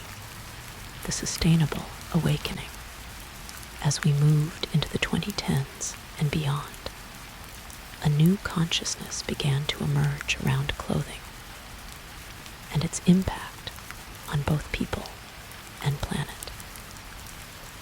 The fast fashion model that had dominated the early 2000s faced increasing scrutiny from consumers who were becoming more aware of the true costs of cheap, disposable clothing. The concept of slow fashion emerged as an alternative to the rapid turnover of fast fashion. This approach emphasized quality over quantity, durability over disposability, and ethical production over cheap labor. Consumers began to rediscover the satisfaction of owning fewer, better-made garments that would last for years rather than seasons. Vintage and second-hand clothing experienced a renaissance as people sought unique pieces with history and character. Thrift shopping, once associated with economic necessity, became a form of environmental activism and personal style expression. The idea that clothing could have multiple lives and multiple owners became not just acceptable, but fashionable. The rise of sustainable fabrics represented a return to natural materials with modern improvements. Organic cotton, hemp, linen, and innovative fibers made from recycled materials offered alternatives to both traditional synthetic fabrics and conventionally produced natural fibers. These materials promised comfort and performance while reducing environmental impact. The concept of a capsule wardrobe, a small collection of versatile, high-quality pieces that could be mixed and matched to create multiple outfits, gained popularity as people sought to simplify their relationship with clothing. This approach emphasized thoughtful consumption over impulse buying, quality over quantity, and personal style over trend following. The personal expression revolution, today's relationship with clothing, represents the culmination of centuries of evolution, from rigid social codes to individual expression. The journey from corsets to cotton tees is really a story about freedom, the freedom to move, to breathe, to express oneself, and to choose comfort over conformity. Modern wardrobes reflect this evolution in their diversity and flexibility. A typical person today might own garments made from natural fibers grown on farms around the world, synthetic materials developed in laboratories, and innovative fabrics created from recycled materials. Their closet might contain clothing inspired by historical periods, different cultures, athletic activities, professional requirements, and personal aesthetics. The democratization of fashion that began with industrialization has reached its logical conclusion in the digital age. Fashion inspiration comes from everywhere street-style photographers, social media influencers, celebrities, and ordinary people living their lives. The gatekeepers of style are no longer just elite designers and fashion magazines, but anyone with a camera and an internet connection. Gender boundaries in clothing continue to blur and evolve. The rigid dress codes that once strictly separated men's and women's clothing are giving way to more fluid approaches to gender expression through dress. Unisex clothing, gender-neutral design, and the acceptance of cross-gender fashion choices represent the latest evolution in clothing's long journey toward individual expression. The rise of customization and personalization technologies promises to bring fashion full circle in some ways. While mass production made clothing affordable and accessible, new technologies like 3D printing, made-to-order manufacturing, and AI-powered design tools are making it possible to create personalized garments at scale. The future may see a return to the custom-fitted clothing of earlier eras, but without the exclusivity and expense that once made such personalization available only to the wealthy. The comfort revolution, perhaps the most significant aspect of modern clothing's evolution, is the triumph of comfort over convention. The journey from corsets to cotton tees is fundamentally a story about humanity's growing insistence on physical comfort and freedom of movement in daily life. The modern t-shirt, in its perfect simplicity, represents the culmination of thousands of years of textile innovation and social evolution. Soft cotton fibers, grown and harvested with modern efficiency, are spun into yarn, woven into fabric, cut and sewn into a garment that provides comfort, durability, and a canvas for self-expression. The fact that such a garment can be produced affordably and accessibly represents one of humanity's great achievements in democratizing comfort and style.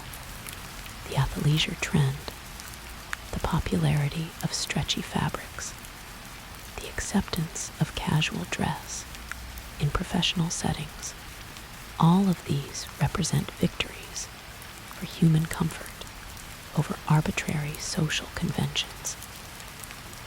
We have collectively decided that how we feel in our clothes is more important than rigid adherence to traditional dress codes.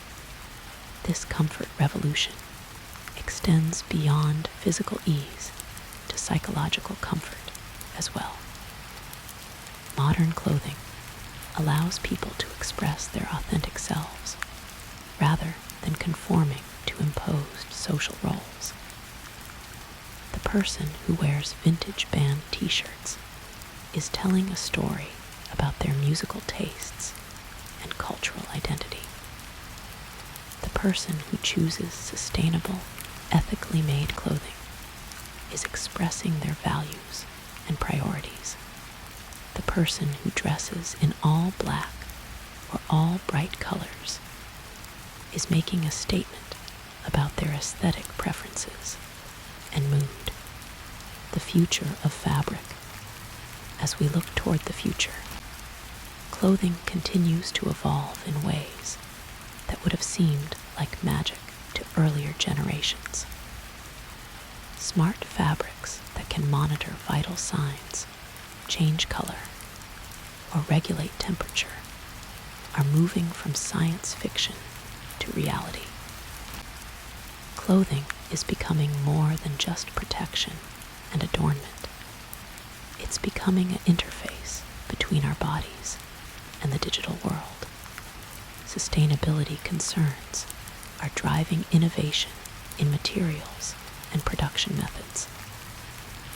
Lab-grown leather, fabrics made from agricultural waste, and closed-loop manufacturing systems promise to make clothing production more environmentally friendly. The future may see clothing that is not just biodegradable, but actively beneficial to the environment. The concept of circular fashion, where garments are designed to be easily recycled or biodegraded at the end of their useful life, represents a fundamental shift in how we think about clothing ownership and disposal. Rather than the linear model of buy, wear, discard, circular fashion creates closed loops where materials are continuously reused and renewed. 3D printing and other digital manufacturing technologies are making it possible to create clothing on demand, reducing waste and allowing for unprecedented levels of customization. The future may see a return to the made-to-measure approach of earlier eras, but with the efficiency and affordability of modern technology. Virtual and augmented reality technologies are changing how we shop for and experience clothing. Digital fashion, clothing that exists only in virtual spaces, is becoming a new form of self-expression in online environments. These technologies may eventually reduce the need for physical clothing while expanding the possibilities for digital self-expression, the eternal threads, as we near the end of our journey through the modern metamorphosis of clothing.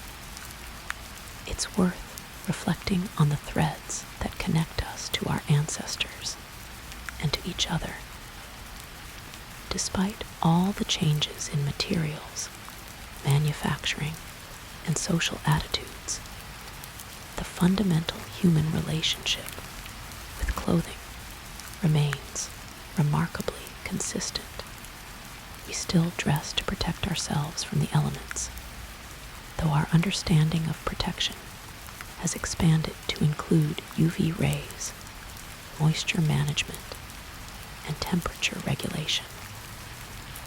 We still dress to communicate our identity and status, though the messages we send have become more complex and personal. We still dress to feel beautiful, confident, and comfortable in our own skin.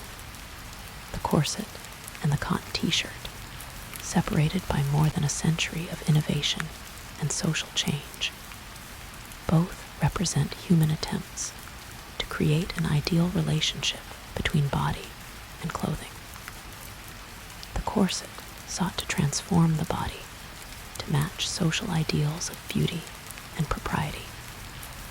The t-shirt accepts the body as it is and provides comfort and ease of movement. Both approaches reflect the human desire to feel good in our clothes, even if they define good very differently. The democratization of fashion that we've witnessed over the past century and a half represents one of humanity's great achievements in equality and self-expression.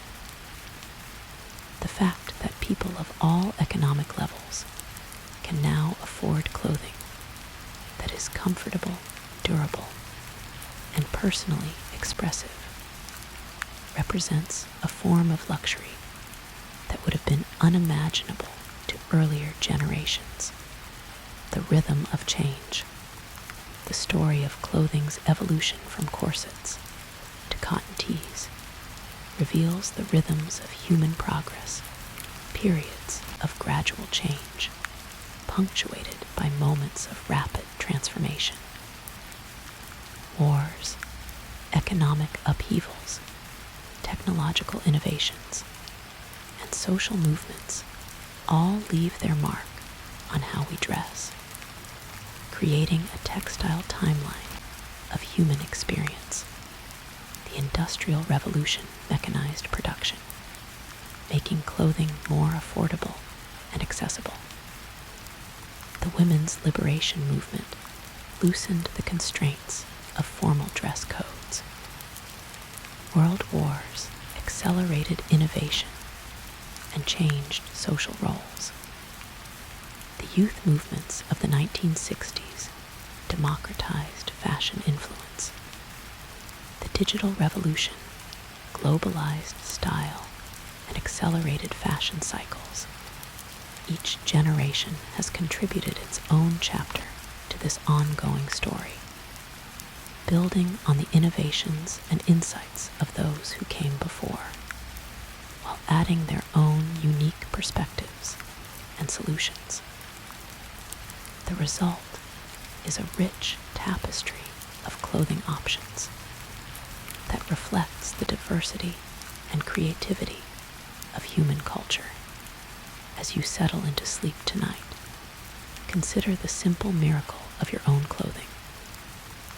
The cotton fibers that may be touching your skin right now began their journey as plants growing in fields under distant skies. Those fibers were harvested, processed, spun, woven, cut, and sewn by human hands and machines working in concert across the globe. The knowledge and skills required to create even the simplest garment represent thousands of years of human innovation and cooperation.